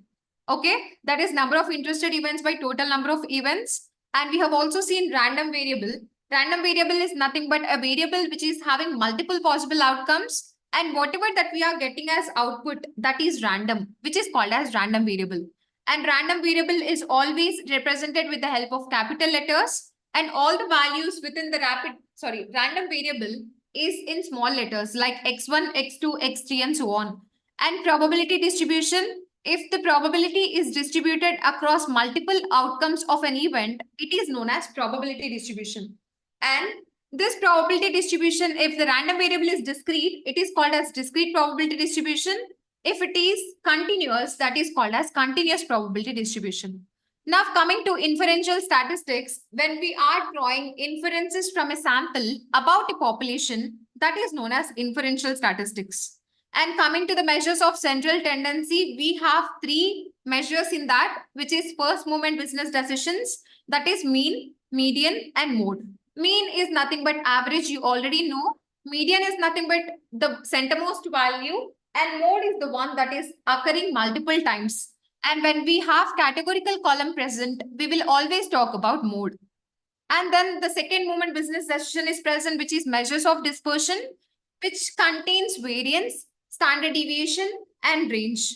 So dispersion is basically called as variation. So how much variation a value is changing from an average, we can call it as measures of dispersion. And also expected value is nothing but when you are repeating an experiment multiple number of times, you have a concept called as expected value. And you also have to remember this particular event, if it is happening for infinite number of times, if the possible outcomes is infinite, then the probability will be always zero. This is what we have learned in this module. And I've also shown you how to calculate mean, median, mode, average, standard deviation, variance, range, minimum, maximum, all of these things in RapidMiner Studio. So I will tell you one more time how to calculate everything. So I have shown you using select attributes as well as directly using extract aggregates. So when you are having multiple columns, so extract aggregates, what I do is I'll calculate mean, I'll calculate median, I'll calculate min, maximum and standard deviation, and I'll execute the process. I did not select any columns. I've selected all columns. Now it will be automatically taking the numerical columns because all the measures that I've taken, mean, median, minimum, maximum, standard deviation, everything will be calculated only for numerical columns. Okay, Akash, don't do that. Okay, what we are telling? Everything will be talked about with the help of numerical columns only. For categorical columns, we will go for mode. That is present in the statistics directly. So when you go to statistics over here, you can see the most occurred value in every column. You can see the most occurred column. Okay, most occurred value. So how can you not see the mode properly? Because we have executed the process by taking only the numerical columns using extract aggregates. So here, if you go back to the sample superstore, then you can observe the statistics. You have to see the difference. First one is sample superstore that we have executed the process for. First one is the one that I have executed the process, which is orders of sample superstore. And the second one is using extract aggregates. You can see the name here. So practice 2 repository is having sample superstore within the data subfolder. When I executed the process, this is my output. For this one, this is the output. And this is the data. And when I have used the operator extract aggregates, this is my statistics and this is my data. This is how you can understand the difference between the extract aggregates operator usage and the original data. Okay, the mode will not be present in this extract aggregate separately. It will be shown under the statistics only. Within the statistics, for categorical columns, which is nominal or polynomial, you can understand it. And you can go for most occurred one, most. You can see it here. This is nothing but the mode. So this is how you can understand each and every column present in your data with the help of extract aggregates. If you want to know more, you can click on it and you can understand more. You can click on it and you can understand more. This is how you can get data understanding properly with the help of the business movements present. Now let's open the next module which is there. Give me a second.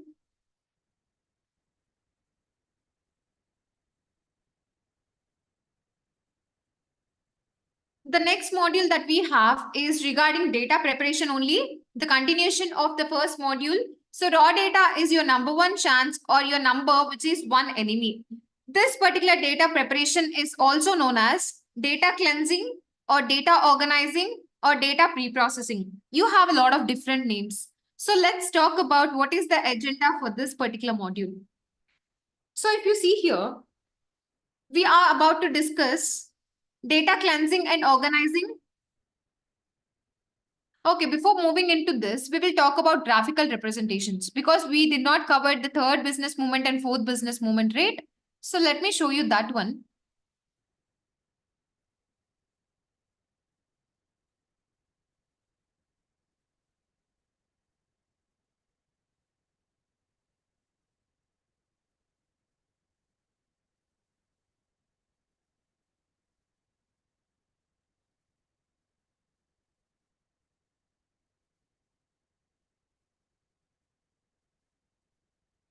Okay, the next one we are about to discuss is we did not cover the third and fourth business movement. Let's talk about those first and then we'll move on to data pre-processing. So here we have the next module which is graphical representation and rest of the business movements. This talks about the statistics. So we will see what is there in the agenda. So here we will talk about introduction to graphical representation and a bar plot. What is a bar plot and how can we plot it and what we can understand from that? And what is a histogram? And third moment business decision, fourth moment business decision, and box plot, normal distribution, QQ plot, and scatter plot. In this particular module, we will cover all of these things. Let us see what is there in the first slide. Let's see what is there in the first slide. So first one that we have is graphical technique, that is bar plot. So what is this bar plot? What is this bar plot? So if you see in your mind map, you have different graphical representations. Within the graphical representations, again, we have divisions like univariate, bivariate, and multivariate.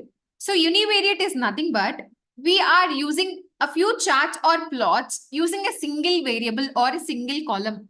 So in which we have the first one, that is bar plot, which is what we are about to discuss. So here, if you observe this particular bar plot, we can't understand anything. Can you draw any insights from a bar plot? Why do we do the visualizations first of all? Without drawing any meaningful insights, what is the use of visualizations? So here, in this particular univariate plot, which is a bar plot, here what is this bar plot talking about? So when you observe this bar plot, here on x-axis, what is there? On y-axis, what is there? And what are these talking about? What are these peaks? Imagine this is nothing but an education data set. So you already have education data set in yours. So imagine this is an education data set in which you have 3 columns, out of which 2 columns or 1 column is plotted here. Bar plot, this is a univariate plot. It uses mostly single variable. If you want to plot it, you can use 2 columns also. It is fine. But in this bar plot, this is looking very clumsy. Why this is looking very clumsy? Why this is looking very clumsy? With this data, can I draw meaningful information or insights from this one? I can't draw meaningful insights. Why? Because I can't understand what is there in this bar plot. I can just understand one thing, like most of the bars are above 600. Most of the bars are above 600. That is what I can understand. That's it. So we will just use a bar plot or plot a bar plot in RapidMiner Studio. Imagine this is an education data set. Imagine on x-axis, I am taking serial number. On y-axis, I am taking GMAT course. Imagine. So there are a lot of records present. Why am I getting my bar plot like this? Because the education data set is having maybe more than 700 records. So there will be 1 bar coming for each and every record. So when I observe 700 records, it is very cluttering or clumsy, in which I can't draw meaningful information. So when you are not drawing meaningful insights from a particular visualization, you can go for other type of charts also. We will see other charts. Before going into the other charts, we will just use education data set and try to plot a bar plot in RapidMiner Studio. So let me open my RapidMiner Studio first. So I'm going to my RapidMiner Studio over here. Now I'm going to use education data set. So I'm just going to the design. I'm just going to delete all the things that I've taken before. I'm drawing a box and click on delete. Now here, what I do is I will use education data set. So education, I think that is a CSV file. I will use the operator read. So that is a CSV file. So I am using read CSV. If your file that you want to load is in Excel, you have to go for read Excel. But that is CSV, so I'm going for read CSV. So I am just connecting my output port to the response port and I'm executing it. It will not execute because I did not load any data. So how to load it? Double click on this operator. Where you have all the CSV files present, it is showing only CSV files because you have selected only read CSV operator. If it is read Excel, it will show all your Excel files. But now my requirement is I want to connect with education. So education CSV I've selected and now I'm clicking on next. And here I'm not changing anything. I'm retaining it as is and I'm clicking on next again. And this is my data set having 3 columns. One is serial number, second one is work experience, and third one is GMAT. Now again, I'll click on finish. Now again, I'll click on finish. If you observe here, I got the data set. Now I'll execute this one. So here is my data set education, which is having totally 773 records and 3 columns. Now, what is our requirement? I want to plot a bar plot, just like I've shown before in the in the slides before. Now, how to just create a visualization? We discussed this before. In results view, along with the outcome of the process that we have executed, we also have statistics and we also have visualization. So I will go to you can see the work experience coming at the bottom and this GMAT at the top. So you can see here, most of the bars are above 600 only because the GMAT scores of every particular participant or student that is above 600. If I take instead of x-axis, maybe I'll take serial number. So see, this is how your bar chart or bar plot is there in the slides. As I told, serial numbers are on x-axis and GMAT scores on y-axis. Now this aggregation, I can't understand anything. Nothing is there to understand here. So bar plot is a univariate plot, or you can plot using 2 different columns also. Anything is fine. Here I have used education data set, which is a CSV file, and I have used on x-axis GMAT, on x-axis I've used data serial number, on y-axis I have used GMAT. So in this particular bar plot, for each and every particular student, I am using bar plot to chart, to understand the GMAT scores. But I am not understanding anything because there are a lot of records. If you want to aggregate the data, you can aggregate the data. But based on what you want to aggregate, you have to choose it. We will see the visualizations clearly later. But first, now we have to understand the rest of the business movements. In order to understand those, we have univariate plots, that is histogram, QQ plot, and this bar plot, box plot. These are the things that we are about to discuss now. So this is a bar plot, fine. Now, if you want to change the example set name, you can just edit it here at the bottom. So title is there, go to title, and if you want it in the center, you can keep it in the center and rename it. This is a bar plot. And I want the font to be in bold, and I will make it as 16. And font color, if you want to change the color, you can change it. I'll keep it blue. So this is how you can just edit your title and all. Okay, this is how you can edit it. I just made it as 16 and I just converted the example set as bar plot name. And if you don't want to get the legend like this color, you can remove the legend. You can do all the particular things that you can do in Excel or Power BI or Tableau, all these formatting settings, you can do it here as well.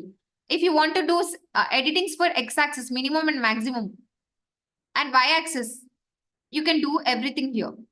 Tooltip, legend, everything is present at the bottom of the visualizations. You can see it here. You can just edit your visualizations, like you can customize it using these options present at the bottom. Okay, bar plot is fine. If you can't draw meaningful information from a bar plot, then what are the other options present? What are the other charts present? What are the other plots present? So the next one that we have is a histogram. So what is a histogram? Histogram is also one of the univariate plot present. So histogram is also a univariate plot present. So when you are plotting a histogram, when you are plotting a histogram,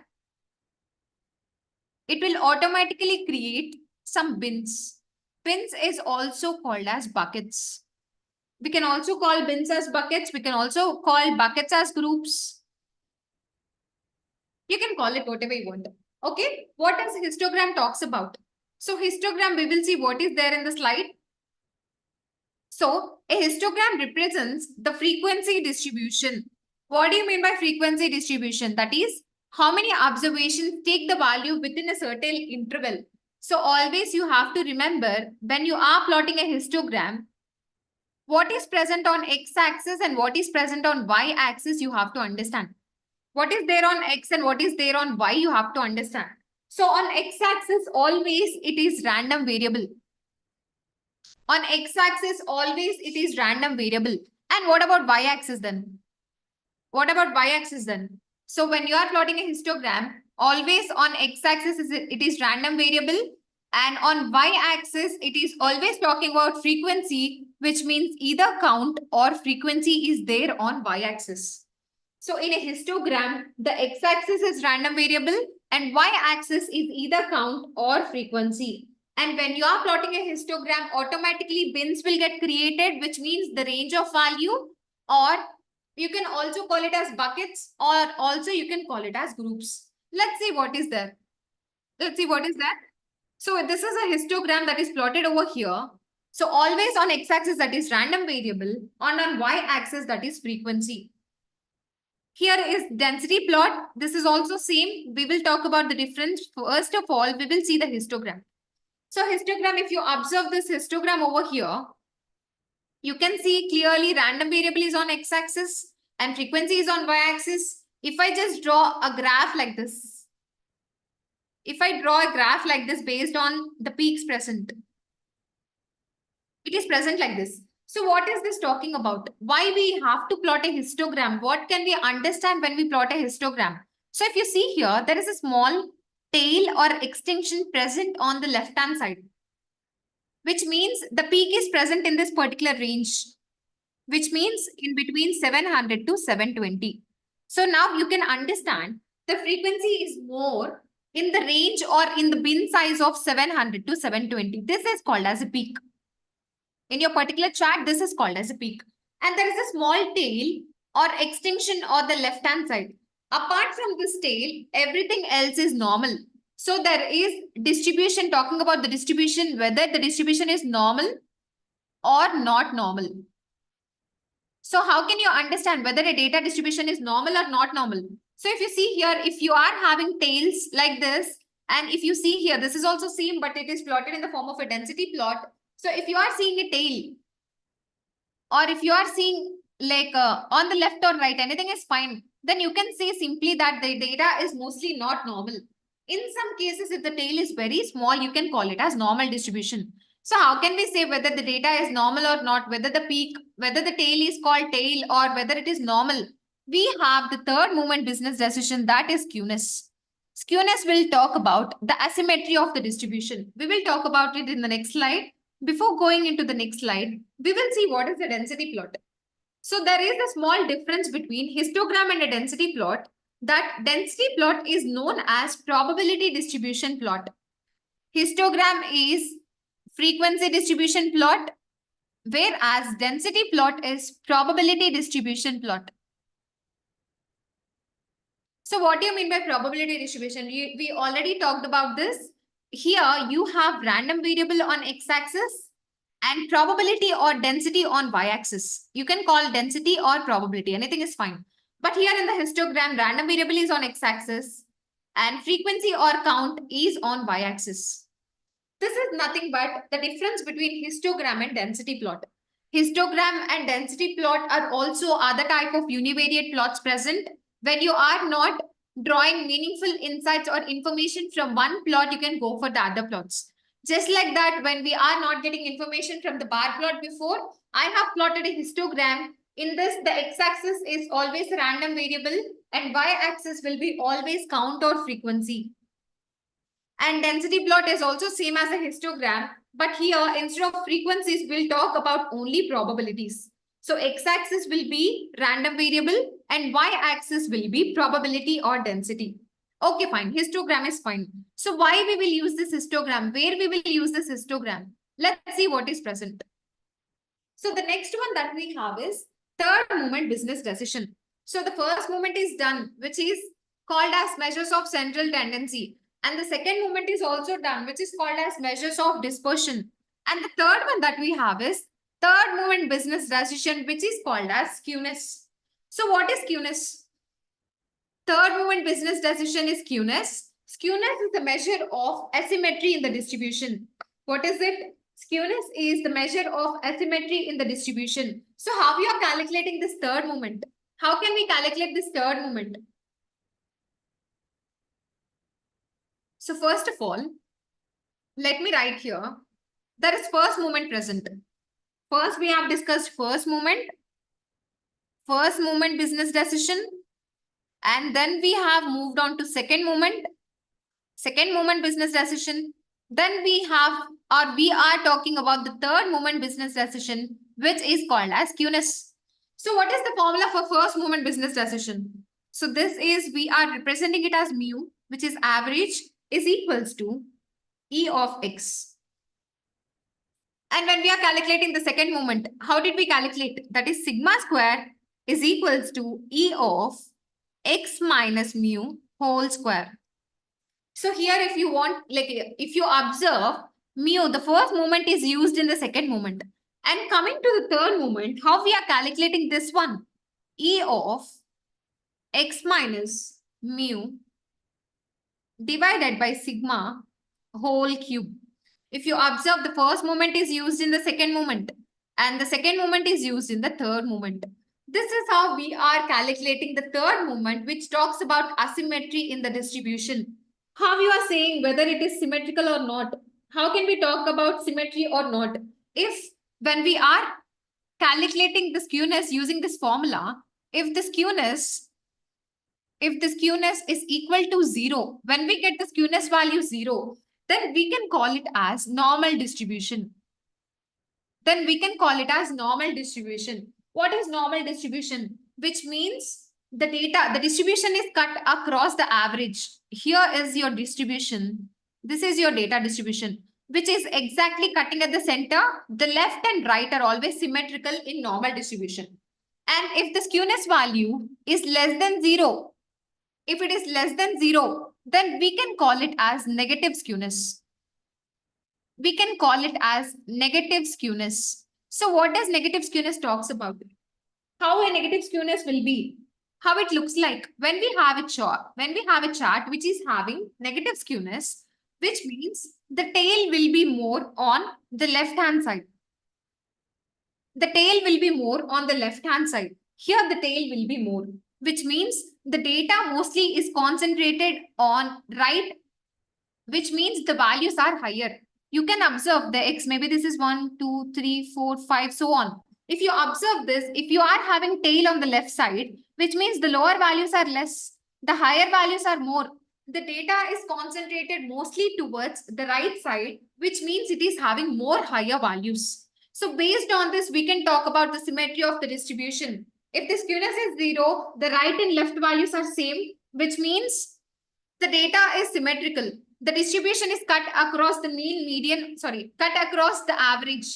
In here, the mean will be equal to median will be equal to mode. We will see that later. Okay, so here, if the skewness is less than 0, that is negative skewness, your data is distributed more on right, which is not normal. This is not normal distribution. Now, if your skewness is greater than 0, then it is called as positive skewness. So how a positive skewness will look like? When you are plotting a chart having positive skewness, how it will look like? You will have a tail. You will have a tail on the right side more. You will have a right tail, which means the data is more concentrated on the lower values. This is how you can talk about the symmetry of the distribution using skewness. So the third moment business decision is skewness. Skewness can be calculated by using this formula below. So if you observe, the first business moment is used in second business moment formula, and second business moment is used in third business moment formula. And here this is 1, and this is square, and this is cube. You have to understand the relation. And also, when you are using this formula to find out the skewness, if the skewness is equal to 0, then it is normal distribution. If it is greater than 0, that is positive skewness. If it is less than 0, that is negative skewness. Now let's see what is present in the slides. Okay, the mathematical formula is given by E of x minus mu by sigma whole cube, which we have written before. Now, negative skewness will imply the distribution is more concentrated on the right. How can we see this?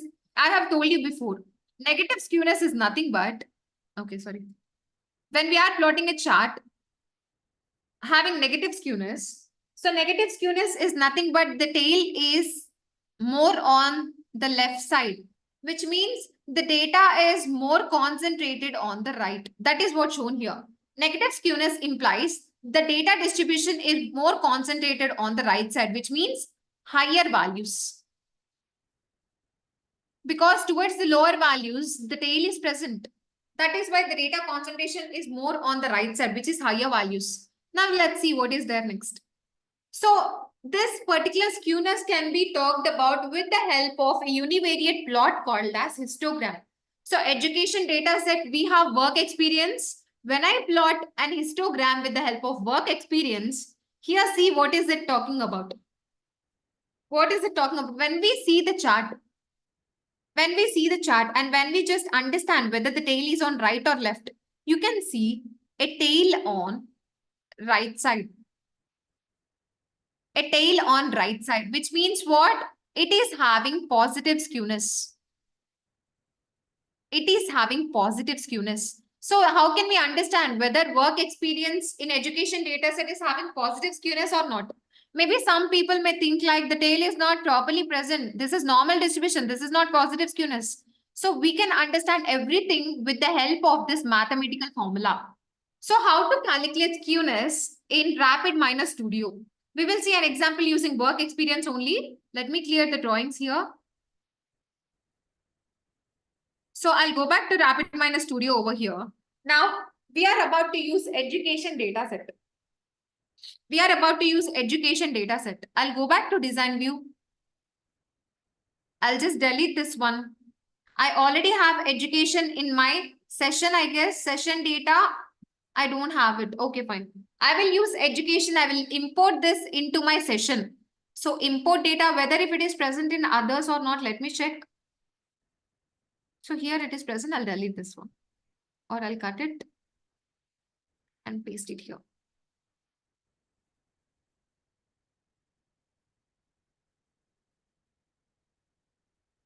Okay, fine. What I do is I'll just delete this one, which is already there. This is present in other repository. I want it in session 1. So now what I do is I'll import the data, which is present in my computer, which is a CSV file, that is education. Click on next. Click on next. I don't want to format anything. I'll click on next again and finish. So I don't know exactly where I placed it. I will see. Okay, I did not place it here. I again placed it in this only. Fine, okay, whatever it is, I will use it. So education, I have imported it. Now I want to use it. So drag and drop it into a process. Now execute this one and check what are the columns present. So totally there are 773 records and 3 columns. Now I want to plot a histogram and know whether the tail is present on the left or right for work experience. So go to visualizations. I want to plot a histogram. You can select the histogram here. And what you want to plot? I want to plot it for work experience, not for GMAT. I will remove GMAT. Click on apply. If you see here, this is the histogram which is showing a very big tail on the right side. You can see here a big tail is present on the right side. If you are having a big tail on the right side, it is nothing but positive skewness. So what is positive skewness? If I am telling if a tail is present on right side, it is called as positive skewness. So what is positive skewness? Positive skewness is nothing but the skewness formula. When we apply the formula, it will be greater than 0. Now, how to check whether it is greater than 0 or not? How to check it? For that, you have again extract aggregates option, which is an operator. I'll go back to design view. Here you have extract aggregates operator. So extract aggregate operator is there. You can search it or you can just directly use it. Anything is fine. So in this extract aggregates, I don't want to find anything. I just want to find only skewness. Skewness value for work experience. Remember that point. So I want to find out the skewness value for work experience. So if I want to select the column, I can select the column. That is work experience. Okay, now I will execute it. So the attribute is not found. Maybe I'll check it over here. Okay. Now I'll just execute the process. So if you see here, how much is the skewness value? How much is the skewness value? The skewness value, just give me a second. Skewness value for work experience. This is work experience column. It is greater than 0. Greater than 0 is nothing but positive skewness, which means the tail will be on the right side. That is how we can understand about the skewness with the help of histogram. So histogram is a univariate plot which talks about asymmetry of a distribution. We can use skewness value or we can calculate the skewness using histogram. This is how we can plot a histogram using visualizations and we can understand whether it is positive skewed or negative skewed. So why we have to understand whether it is positive skewed or negative skewed? So if you see work experience, which means work experience histogram is there. Okay, I will check it out in the visualization itself. I will go back to the visualizations here. So what is this? I will go for histogram.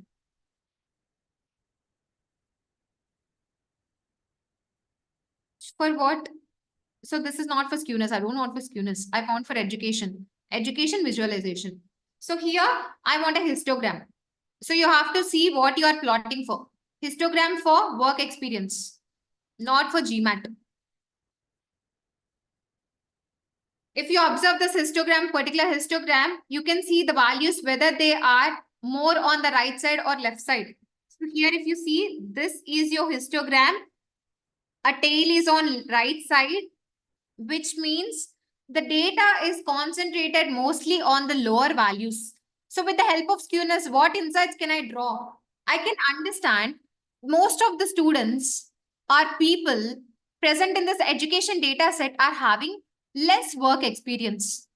Most of the students are having less work experience because the data is concentrated towards the lower values. The higher values, there is a tail present, which is just the lower values are present. Less number of values are present on the right side. This is how we can understand about the data or asymmetry of the distribution with the help of skewness. So it's 12:30. We'll take again one small break for 10 minutes and we'll continue with the other module.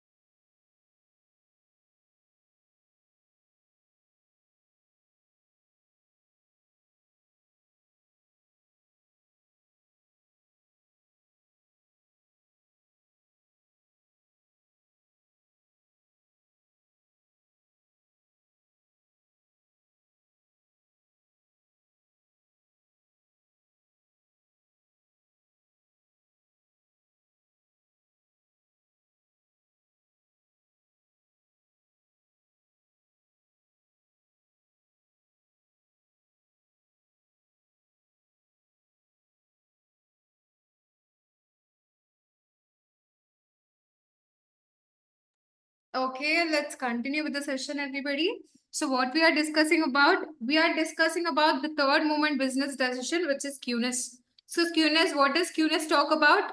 Skewness talks about asymmetry of a distribution, whether the distribution is normal or it is not normal. If it is not normal, whether it is having positive skewness or negative skewness. Let's see what is there in the slide next. Okay, up to here we have discussed. And now here there is one more example here. So we have plotted a histogram of work experience. Now let's see what is the skewness of GMAT. So in the education data set, you have GMAT column present. Now let's plot a histogram for GMAT column. So we already loaded this data. Now in the histogram, instead of this work experience, I will plot GMAT. So GMAT, I will remove work experience and I'll click on apply. So if you see this histogram, I am not taking multiple columns or multiple variables. This is called as a univariate plot because what is it? What do you want? Okay. So whoever is doing that, just stop it. Okay. We are plotting a histogram using GMAT column. So GMAT, if I plot a histogram for this, I'm not getting any chat. Why is it? Just give it a second. So I want to have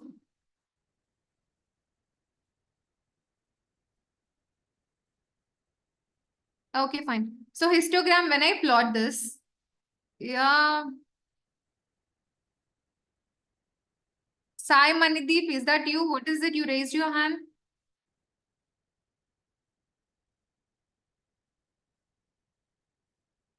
So when I observe the skewness value for work experience, I got a histogram like this because I have changed the number of bins.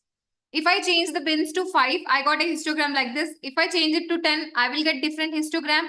If I change it to 15, depending upon the number of bins, I will get the histogram peak and all. So, Bitchi, I already told you whenever we are plotting a histogram, obviously it will create by default bins or buckets or groups. Okay, that is what skewness is. If you want to find out the skewness for all the columns, what you have to do is you have to go to design view. Here extract aggregates is there. I don't want to choose. I will select all. All for all the columns, I want to find the skewness. Now execute this and find out. So if you observe over here, the skewness value for serial number. The skewness value for serial number is 0, which means this is normally distributed. So serial numbers means you will have 1, 2, and so on up to 773. That's it, right? This is not normal. This is normal distribution because the skewness, if the distribution is cut across the average and the left and right are symmetrical, that is normal distribution data where the skewness will be 0. For work experience, it is 2.609, that is greater than 0, which means it is having positive skewness. So what is positive skewness? There is a tail on the left side. This is for work experience. Now, when I plot a histogram for GMAT, when I plot a histogram for GMAT, this is negative, which is less than 0. This is called as negative skewness. So what is negative skewness? You will have a tail on the right side. You will have a tail on the right side. This is nothing but the skewness, how you can calculate easily with a single operator, that is extract aggregates in RapidMiner Studio. Now let's see what is there next in the slides. So up to skewness we are done. We have one more business moments to cover. Before moving into that, we will see what is there in the mind map. Okay, we have discussed up to second moment. Let's see what is there in the third moment. Third moment business decision is called as skewness. Skewness is of 3 types. If skewness is equal to 0, then it is normal distributed. If it is less than 0, that is negative skewed or left skewed. Positive skewness, which is greater than 0, it is also called as right skewed. Okay, fine. We are done up to here. Now we will see what is there in the slides. So, this skewness is done. Next, we have fourth moment business decision. So, the fourth moment and the last moment business decision that we have is called kurtosis. So, what is this kurtosis? What is this kurtosis? Kurtosis is also, I can write the formula just like before. Here also it will take the formula just like skewness only, but here it will be, okay, I will write the formula, wait. So here, the first moment business decision is nothing but mu is equals to expected value E of X whole power 1. If I have the second one, which is the second moment business decision, how can we calculate that one? Sigma squared is equals to E of X minus mu whole square. And what about the third one? E of X minus mu divided by sigma whole cube. This is skewness. And what about now kurtosis? Kurtosis can be calculated as E of X minus mu divided by sigma whole power 4 whole power 4. There is further extension, I'll tell you later. Now, this is the formula for kurtosis. What is the formula for kurtosis? E of X minus mu divided by sigma whole power 4. So you can see the powers 1, 2, 3, and 4. So now what does kurtosis talk about? What does a kurtosis talk about? So kurtosis will talk about the peakedness of a distribution. The fourth moment business decision is called as kurtosis, and kurtosis will talk about the peakedness of a distribution. So what is peakedness of a distribution? Mathematical formula is E of X minus mu by sigma whole power 4 minus 3. I'll tell you why here we have written minus 3. So coming to the kurtosis, how can we say whether a data distribution is normal or not normal based on kurtosis? So kurtosis, if kurtosis is equal to 3, then it is called as normal distribution. If the kurtosis value is equals to 3, then we can call it as normal distribution. So how it will look like? How can we see the chart? So when I have a chart in normally distributed, we have already seen before, this is like this, normal distributed data. So it is symmetrical across left side and right side. Fine. When the kurtosis value is greater than 3, it is called as positive kurtosis. If the kurtosis is greater than 3, it is called as positive kurtosis. If it is less than 3, then it is called as negative kurtosis. Okay, so what do you mean by like greater than 3 and what is negative or less than 3? So before we have talked about skewness is equal to 0 is normal. Skewness greater than 0 is positive. Skewness less than 0 is negative. But here we are comparing with 3 in order to get the data distribution, whether it is normal or not. In order to equate the kurtosis with skewness, in the formula, it is written as minus 3. If you are writing as minus 3, this is called as excess kurtosis. This is called as excess kurtosis. This is neatly explained in the mind map. I will show you the mind map how it is. So let me open mind map over here. So there is the last one, which is fourth business moment. Fourth business moment is called as kurtosis. And in here, if kurtosis is equal to 3,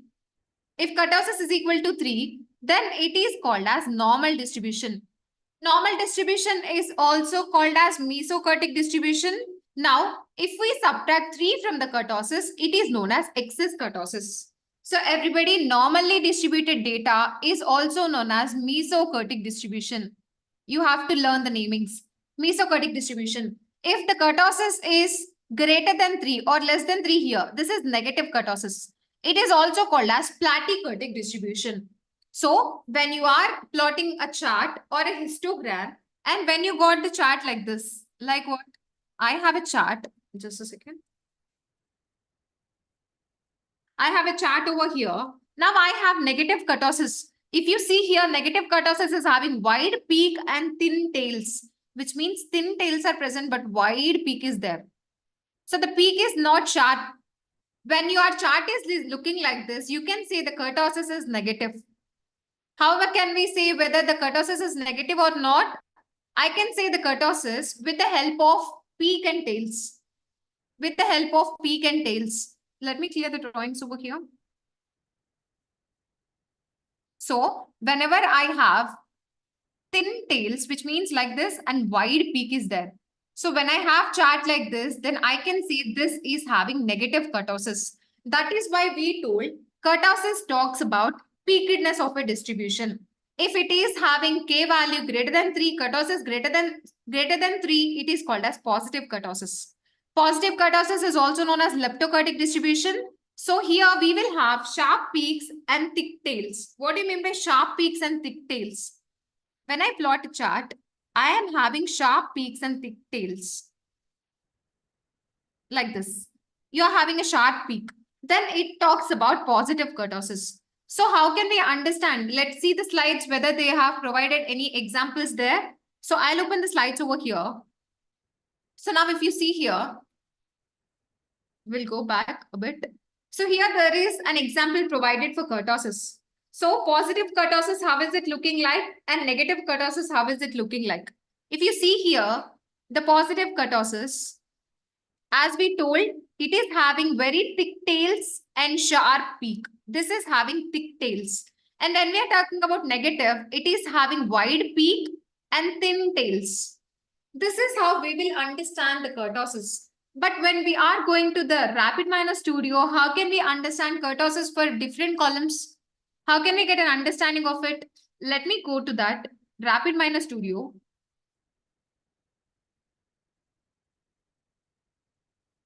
So let me open RapidMiner Studio over here. Now here I want to find out kurtosis. I'll go back to the design view. Instead of skewness, I'll check the box kurtosis. So there are 3 columns: work experience, serial number, and GMAT in education data set. For those columns, I want to find out the kurtosis. So I am just checking this box kurtosis and executing this particular process. When you up the kurtosis value, now based on the value, you can properly understand whether it is positive, negative, or normal distribution. This is k value less than 3, which means negative kurtosis. Which means negative kurtosis. In negative kurtosis, what did you understand? It will have a wide peak and thin tails. Okay. And when we observe work experience, this is greater than 3.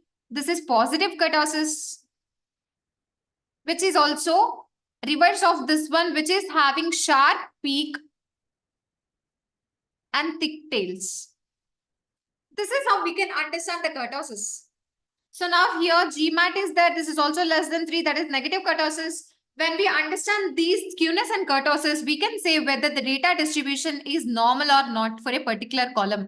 So here when you observed before, the data serial number skewness value is equal to 0. Here I can say this is normal data, normally distributed data.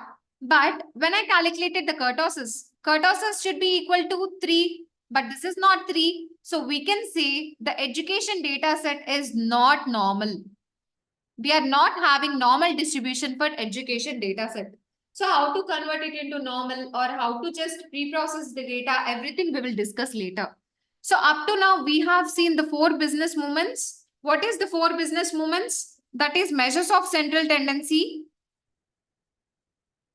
Measures of central tendency within which we have mean, median, and mode. And the second one that we have is measures of dispersion. This measures of dispersion is again having variance, standard deviation, and range. And the third moment we have is skewness. Skewness talks about asymmetry of distribution. And the fourth one that we have is kurtosis.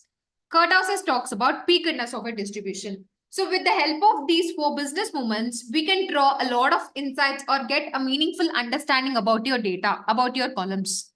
Now, what is there in the slides? Up to here, we have understood everything. And you have to remember the namings. If it is normal distribution, whenever your kurtosis is 3, it is called mesokurtic. If it is negative, it is called platykurtic. If it is positive, it is called, what is it called? It is called leptokurtic. You have to just go through the mind map to get better understanding. Now, let's see what is there in the slide. The next one that we have is a box plot. The next one that we have is a box plot. What can we understand with the help of a box plot? Up to now, we have seen what is a histogram, and also we have seen what is a bar plot. And now what is a box plot? What can we understand from a box plot? First, suppose when we just create a box plot in a vertical manner. So there is a box present over here. And I have here whisker present. I have another whisker present. When I plot a box plot in vertical manner, when I plot it in vertical manner, just this is just for your understanding. When I just go directly for horizontal, you may not understand the data. So here, this is my data. Now, when I divide my data into two equal parts, this is 50% of your data and this is 50% of your data. Now, this 50%, the center part is always called as median. You already know about it. The central part is always called as median. Median here is also called as Q2, which is also called as second quartile. Which is also called as second quartile. Now, what is this? Okay, fine. 50% data is there. So what? Again, I will divide this 50% into two equal parts. Okay, sorry. Again, I'll divide this into, I will erase this one just a second. Okay, now what I do is here I have four quarters, Q1, Q2, Q3, and Q4. Q1, Q2, I already told this is the centermost, which is median. And what is Q1? This is Q1. Q1 is also called as first quartile. Q1 is also called as first quartile. And here you have Q3. Q3 is also called as upper quartile, or it is also called as third quartile. This is also called as lower quartile. Anything is fine. Now you have your whiskers. That is why this box plot is also called as box and whisker plot. Here you have upper and lower whiskers present. That is why box plot is also called as box and whisker plot. Now we can see how can we identify outliers with the help of box plot. Why we are using box plot? Box plot is a univariate plot. And it is also called as box and whisker plot. And we will use this in order to identify outliers. How can we identify outliers with the help of box plot? Let's see the picture that is present in the slide. So here is your box plot. It is dividing it into two parts, Q1, Q2, Q3. This is minimum and maximum. Q2 is called median. Q1 is called first quartile. Q3 is called upper quartile or third quartile, and minimum. If you see here, what is the minimum formula? How can we calculate the minimum, or how can you identify whether a data point is an outlier or not? So here you have to understand there is a concept called as suspected outliers. There is a concept called as suspected outliers. So you have maybe 1,000 data points or 1,000 records present in a column. 1,000 data points are present, within which I want to identify how many extreme values are there. What are the extreme values? What are the outliers? Then how can you find out with the help of box plot? So whatever the values or data points which are not in the range of this box and whisker, which means here you can see minimum can be found with the help of the formula Q1 minus 1.5 into IQR. And maximum can be found with the help of formula Q3 plus 1.5 into IQR. So how can we get an understanding of this? Okay, this formula is fine. So whatever the data points that are less than minimum or which are greater than the maximum, those data points are called as suspected outliers. What is it? Whatever the data points that are less than the minimum value, which is Q1 minus 1.5 into IQR, or which are above the maximum values, that is Q3 plus 1.5 into IQR, those are called as suspected outliers. Okay, fine. Suspected outliers is fine. There is also another name which is called as outliers. So what is this outliers? So whatever the values that are less than Q1 minus 3 into IQR, or whatever the values that are greater than Q3 plus 3 into IQR, those are considered as outliers over here. Those are considered as outliers over here. Let me give you a small example for this so that you can understand clearly. So let me clear the drawings.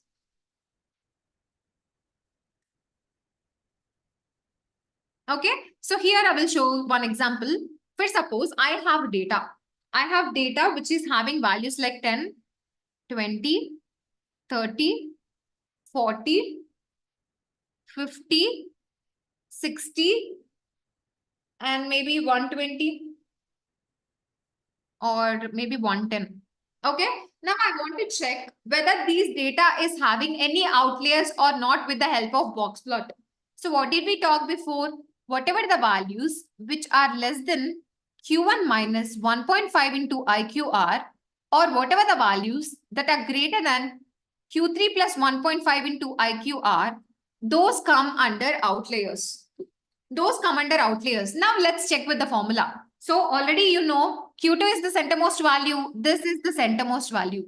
And imagine out of the three, this is 25%. This I will take it as Q1 and this I will take it as Q3. Okay. So now Q1 is equals to 20 and Q3 is equals to 60. Now with the help of this formula, I will find whether I have any outliers or not. So Q1 20 minus 1.5 into IQR is nothing but Q3 minus Q1. Interquartile range is nothing but Q3 minus Q1. Here Q3 is 60 minus Q1 is 20. So 20 minus 1.5 into 40. So how much is it? It is 60. 20 minus 60 is equals to minus 40. So there are no values in my data set which are less than minus 40. Fine, okay, this is fine. Now what about the next one? Whatever the values which are greater than this maximum value is also an outlier. So Q3, how much is Q3? 60. 60 plus 1.5 into IQR is again 40. So 60 plus 60 is equals to 120. Now, if you observe our data, there is no value which is greater than 120. For suppose if it is 140, I have 140 here. Now, this is greater than this Q3 plus 1.5 into IQR. Now, this is considered as an outlier by box plot. This is how we will talk about the outliers with the help of box plot. Let me clear these drawings and see what is present next. So, we have understood what is a suspected outlier and what is an outlier. If it is less than minimum and greater than maximum, that is a suspected outlier. If it is less than Q1 minus 3 into IQR or greater than Q3 plus 3 into IQR, that is an outlier. Fine. Now what is there? Next. Next we have is normal distribution.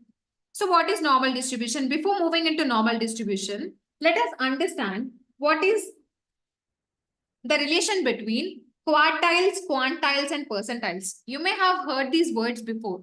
So we have quartiles in box plot. I'm always telling first quartile, second quartile, third quartile, like that. So there are words like quartile, quantile, and also the third one, percentile. So let us just get a basic understanding of these three relationship between these three words. So first of all, percentile is nothing but 0 to 100. And what is quantile and quartile? So you already learned quartile is nothing but Q1, Q2, Q3, and Q4, which is 50% of data, 75%, 100%, and 0%. Now, what is quantile? What is quantile? How can you talk about a quantile? So quantile, for suppose if it is four quantiles, what is the relationship between quantiles and quartiles? If it is 4 quartiles, then it is nothing but a quartile. If it is 5 quantiles, it is called as a quintile. If it is 100 quantiles, then we can call it as a percentile.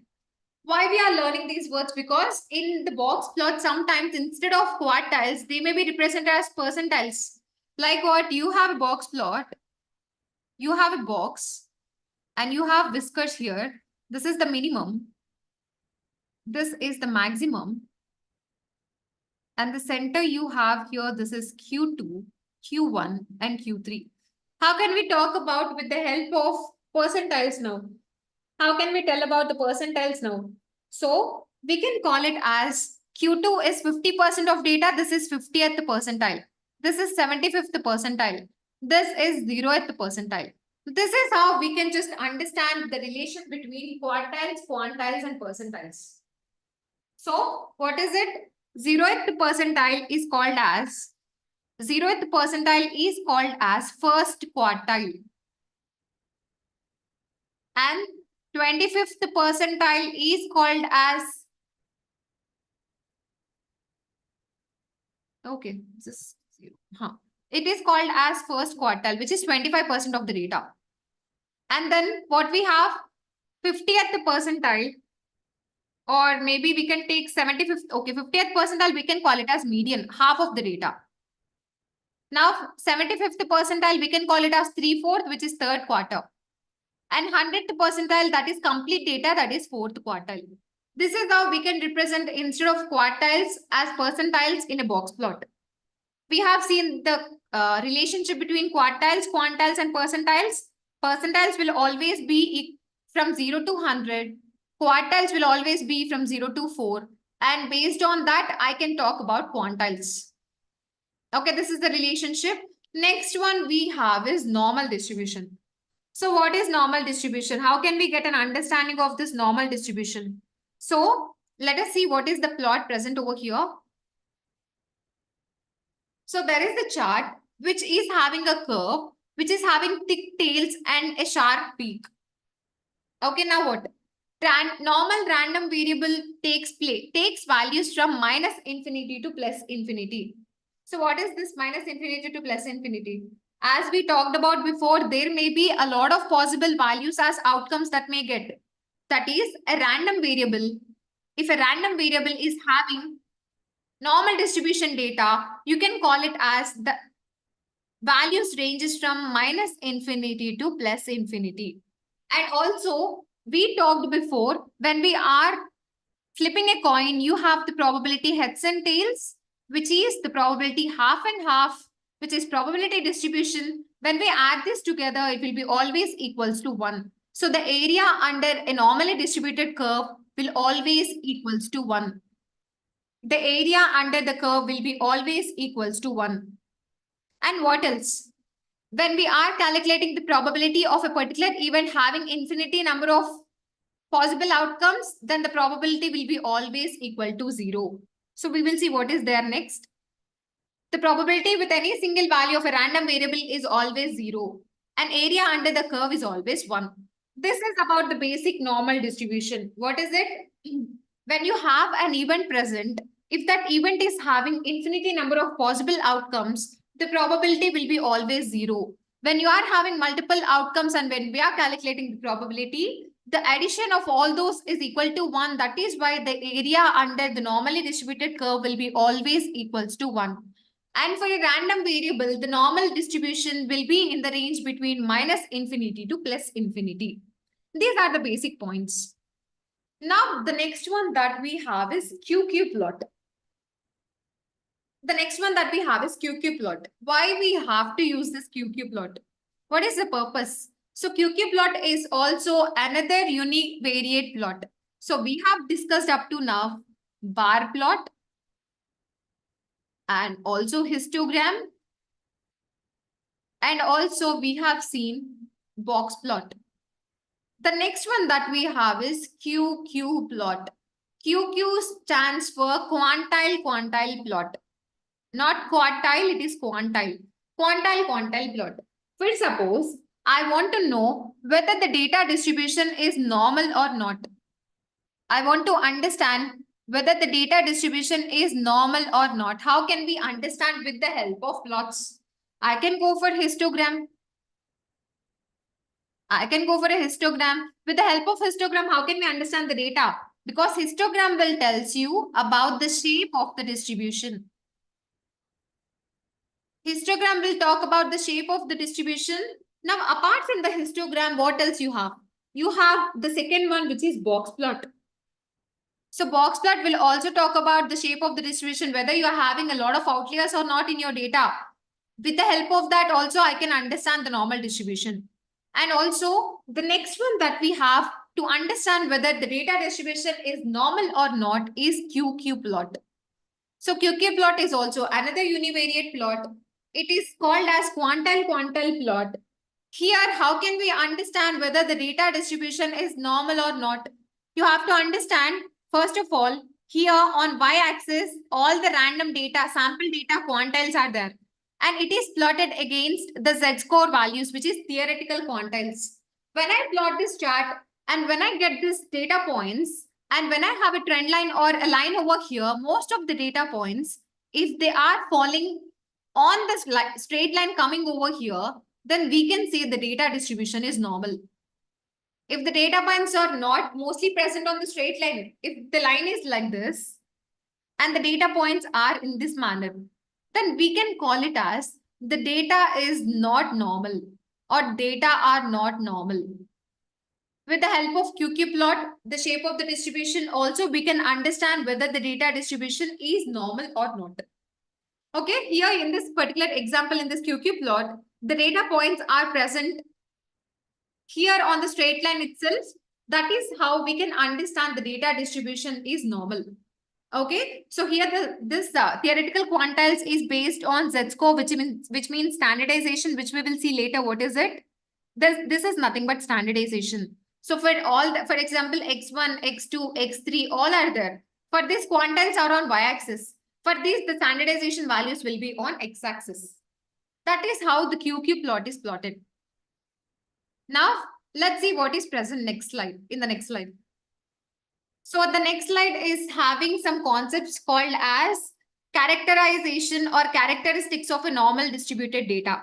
So here, always a normal distribution data will be in a bell-shaped curve, and it will have the following properties. Like if we are using standard deviation, you already know standard deviation, it is talked about with the help of sigma. So standard deviation, for suppose, imagine we have a cricket ball. We have a cricket ball. Maybe it is having the dimensions like it is 229 mm2, or maybe I can say 224 mm to 229 mm. Okay, this is the basic size of the ball. Now, if I just calculate or understand the normal distribution with the help of standard deviation, for suppose I have a chart over here. I have a chart like this, okay? Now, when I take out of 100 percentage, one standard deviation, which means +1 -1. If we calculate like this, it is having 68% of the values are according to the requirement. But remaining else, what about the remaining else? It will be shown over here. Let me show it here. So see here, this is normally distributed data, which is shown in the form of a bell-shaped curve. The left and right are symmetrical, and mean equal to median equal to mode in normally distributed data. Okay, up to here, this is fine. Now, what is the next one? Next one, if you see, if I take one standard deviation, 68% of the values will be satisfying the requirement of 224 to 229. But the else are not present in the range of 224 to 229. That is nothing but normal distribution with the help of standard deviation. You have to remember these percentages over here. If we are taking +or -1 standard deviation from mean, this is the mean, this is +1, this is -1, which is covering 68.28% of values. So when we are taking +or -1 standard deviation from the mean for normal distributed data, 68.26% of values are satisfying the requirement. When you are taking +or -2 standard deviation, 95.46% are satisfying the requirement. And +or -3 standard deviation is 99.73% are satisfying the requirement. So this is how you can understand the normal distribution with the help of standard deviation. So what did we understand up to now? Here we have understood whether the data distribution is normal or not. We can plot different types of univariate charts and we can understand. Out of which the first one that we have is histogram, and the second one that we have is QQ plot, and the third one that we have is box plot. With the help of these different charts, we can understand whether the data is normally distributed or not. Okay, now we will see what is present next.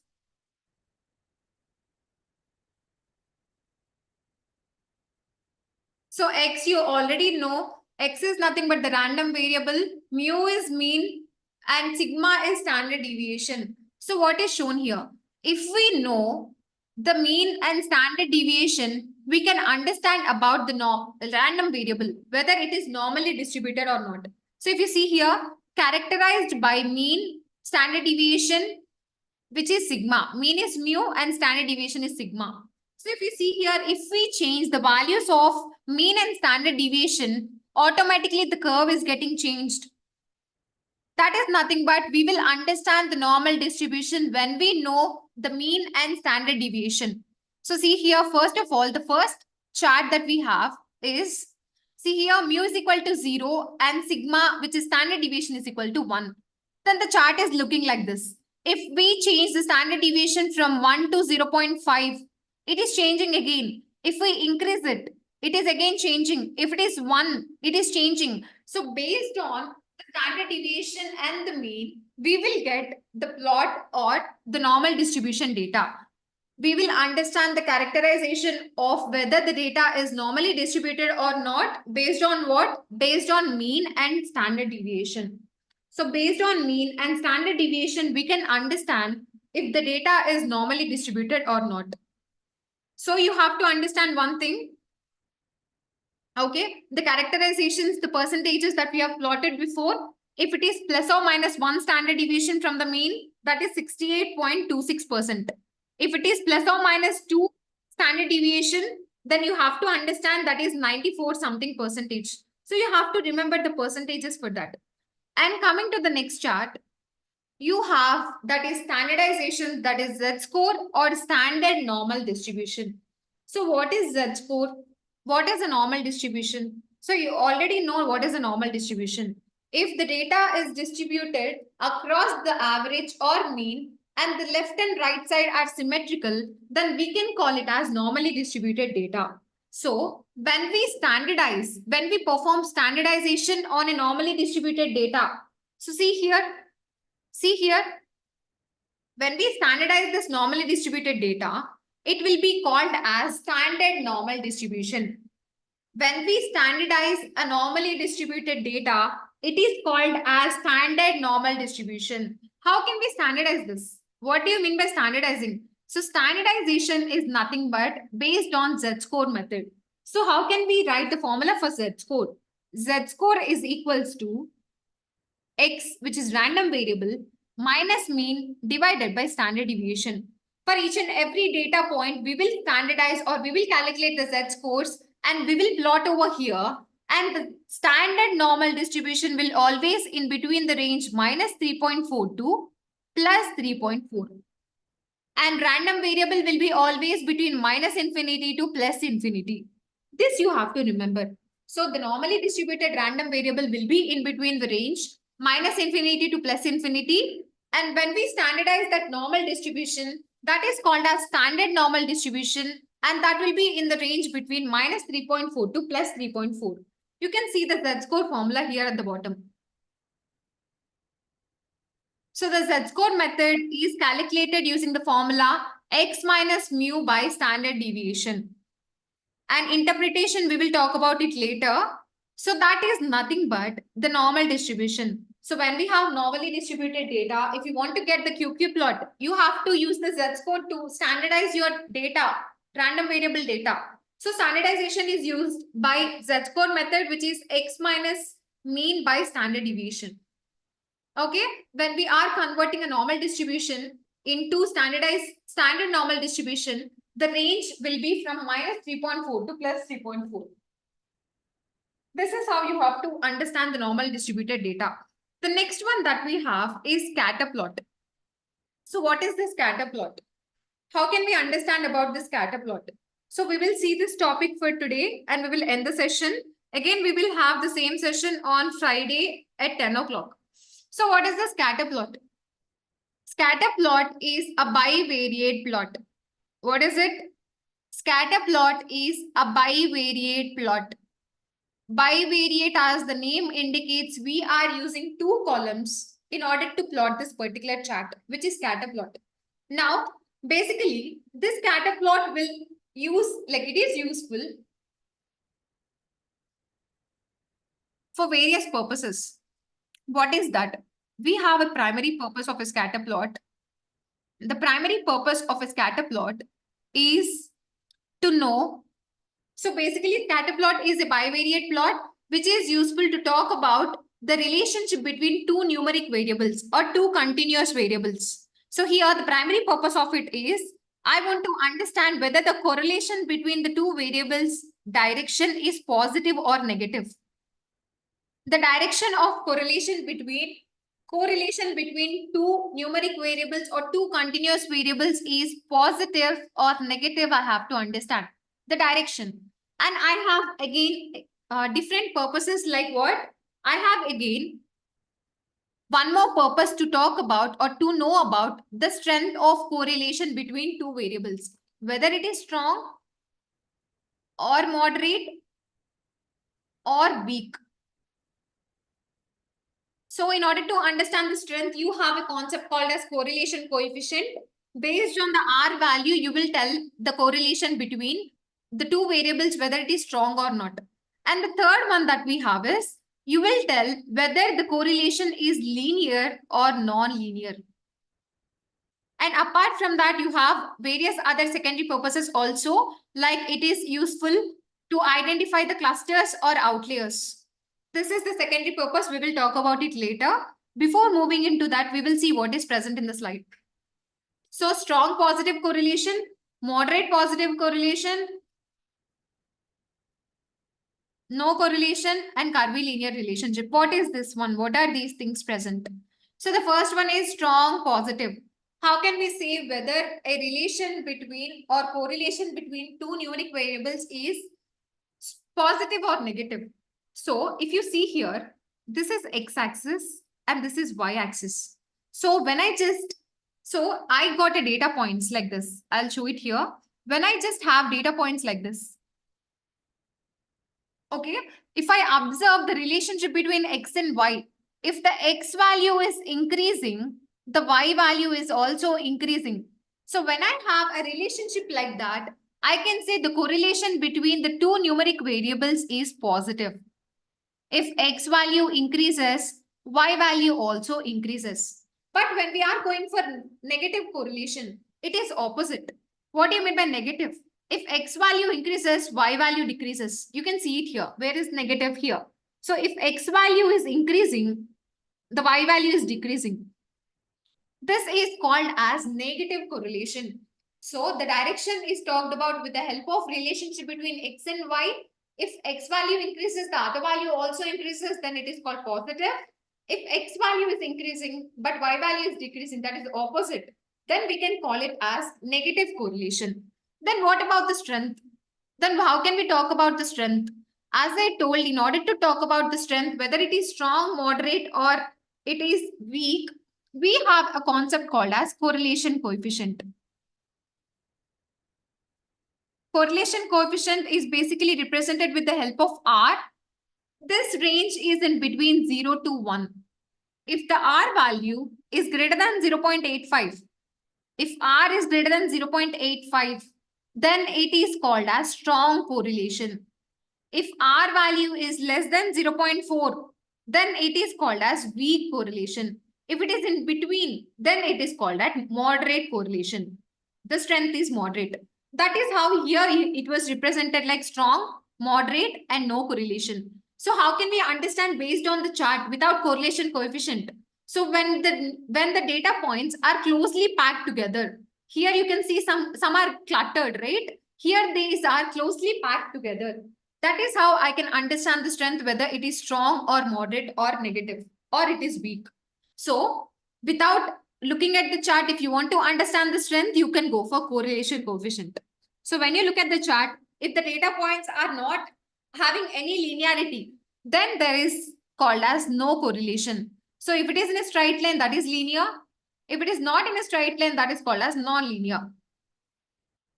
So now what we have discussed, scatterplot talks about the direction of correlation, whether it is positive or negative.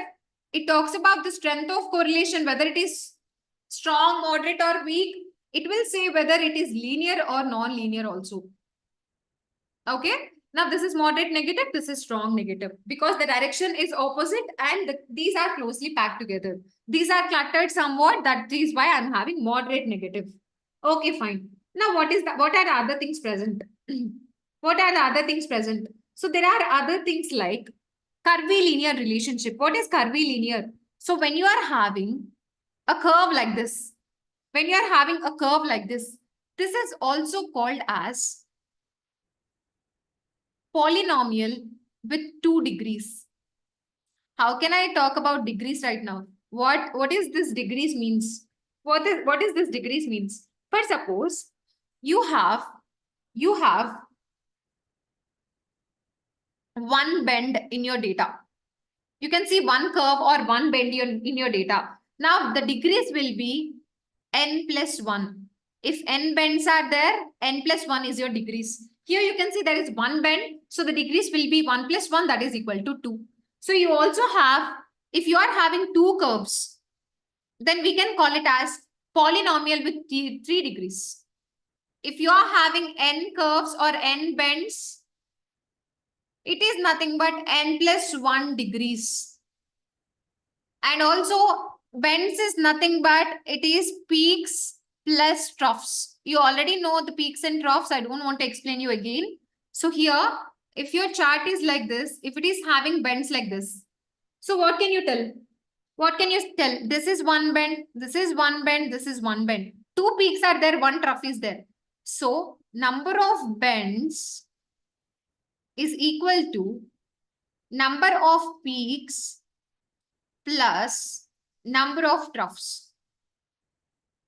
So peaks are 2 and troughs is 1. So the bends are 3. So what about the degrees? I can call it as polynomial with 4 degrees. Because degrees is nothing but n plus 1. N bends are there, n plus 1 degrees are there. So these are the basic things that you have to know. The namings, polynomial and all. So this is how we can understand a scatter plot.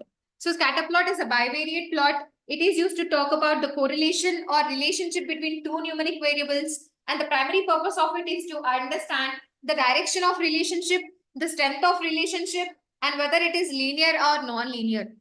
So let's see what is there here. So bivariate scatter plot primary purpose is direction, strength, and linearity. Whatever we have discussed, it is shown here.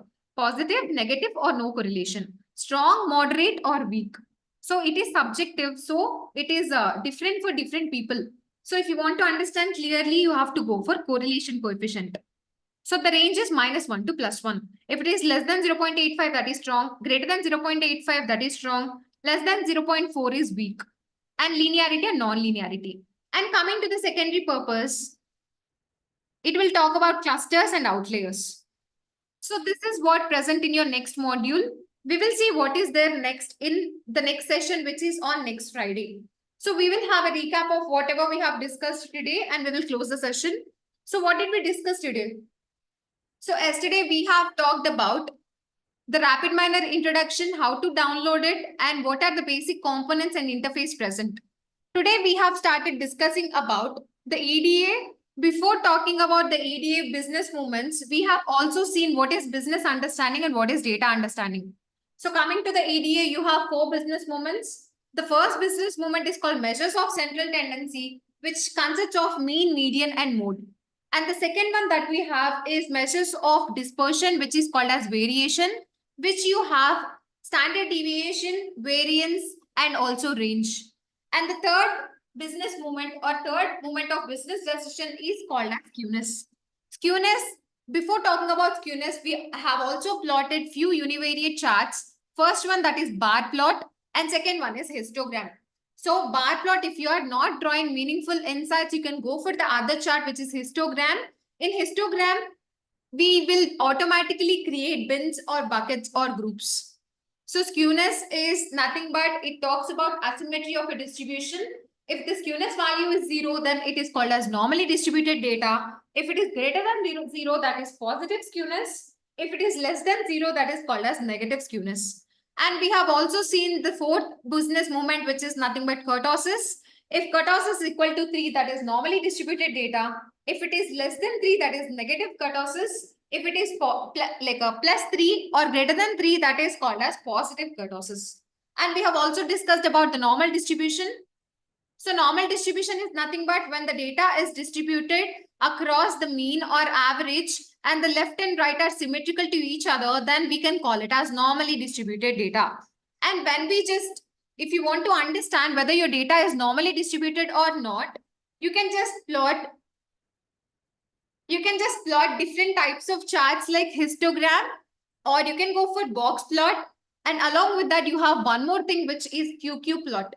QQ plot is known as quantile plot. With the help of that, we will plot on x-axis the theoretical quantiles, on y-axis the random variable quantiles. When we plot it, if we get the data points mostly falling on the straight line, we can call it as normally distributed data. And also we have seen when we are standardizing using the Z-score method, the normally distributed data, it is called as standard normal distribution. And standard normal distribution range will be always in between minus 3.4 to plus 3.4. An area under a normal random variable will be always equal to 1. And the range of a random variable will be minus infinity to plus infinity. And we have also seen scatter plot. Scatter plot is a bivariate plot. With the help of scatter plot, we can understand the relationship between two numeric variables. The primary purpose is to find out the direction and strength and linearity. And secondary purpose is to understand the outliers and clusters. So let us see what is there in the mind map and we will end the session. Let me open the mind map. So we have discussed up to here. We will see what is there in the graphical representation. So graphical representation, you have box plot, see here. Box plot primary purpose is identifying the outliers. Secondary purpose is to understand the shape of data distribution. And you have quartiles and 5 number summary. Minimum, first quartile, which is also called Q1, median, which is also called second quartile, and third quartile, which is also called as Q3, and maximum. And interquartile range is equals to Q3 minus Q1. And you have density plot. As I told, density plot is called as probability distribution plot. On x-axis, you will have random variable. On y-axis, you will have density or probability. Histogram is called frequency distribution plot. On x-axis, you will have random variable. On y-axis, you will have count or frequency. And QQ plot, you can see it here. It is also called as quantile plot. Normal QQ plot. So these are the different univariate plots present. Coming to the bivariate plot, you have scatter plot. So scatter plot primary purpose is to find out direction, whether it is positive, negative, or no correlation, and strength, strong, moderate, weak, and linearity. Secondary purpose is identifying the outliers and clusters. And the disadvantage is strength is subjective, so that you have a solution called as correlation coefficient. If the R value is greater than 0.85, it is strong. If it is less than 0.4, it is weak. If it is in between, it is moderate. And also you have the difference between covariance and correlation.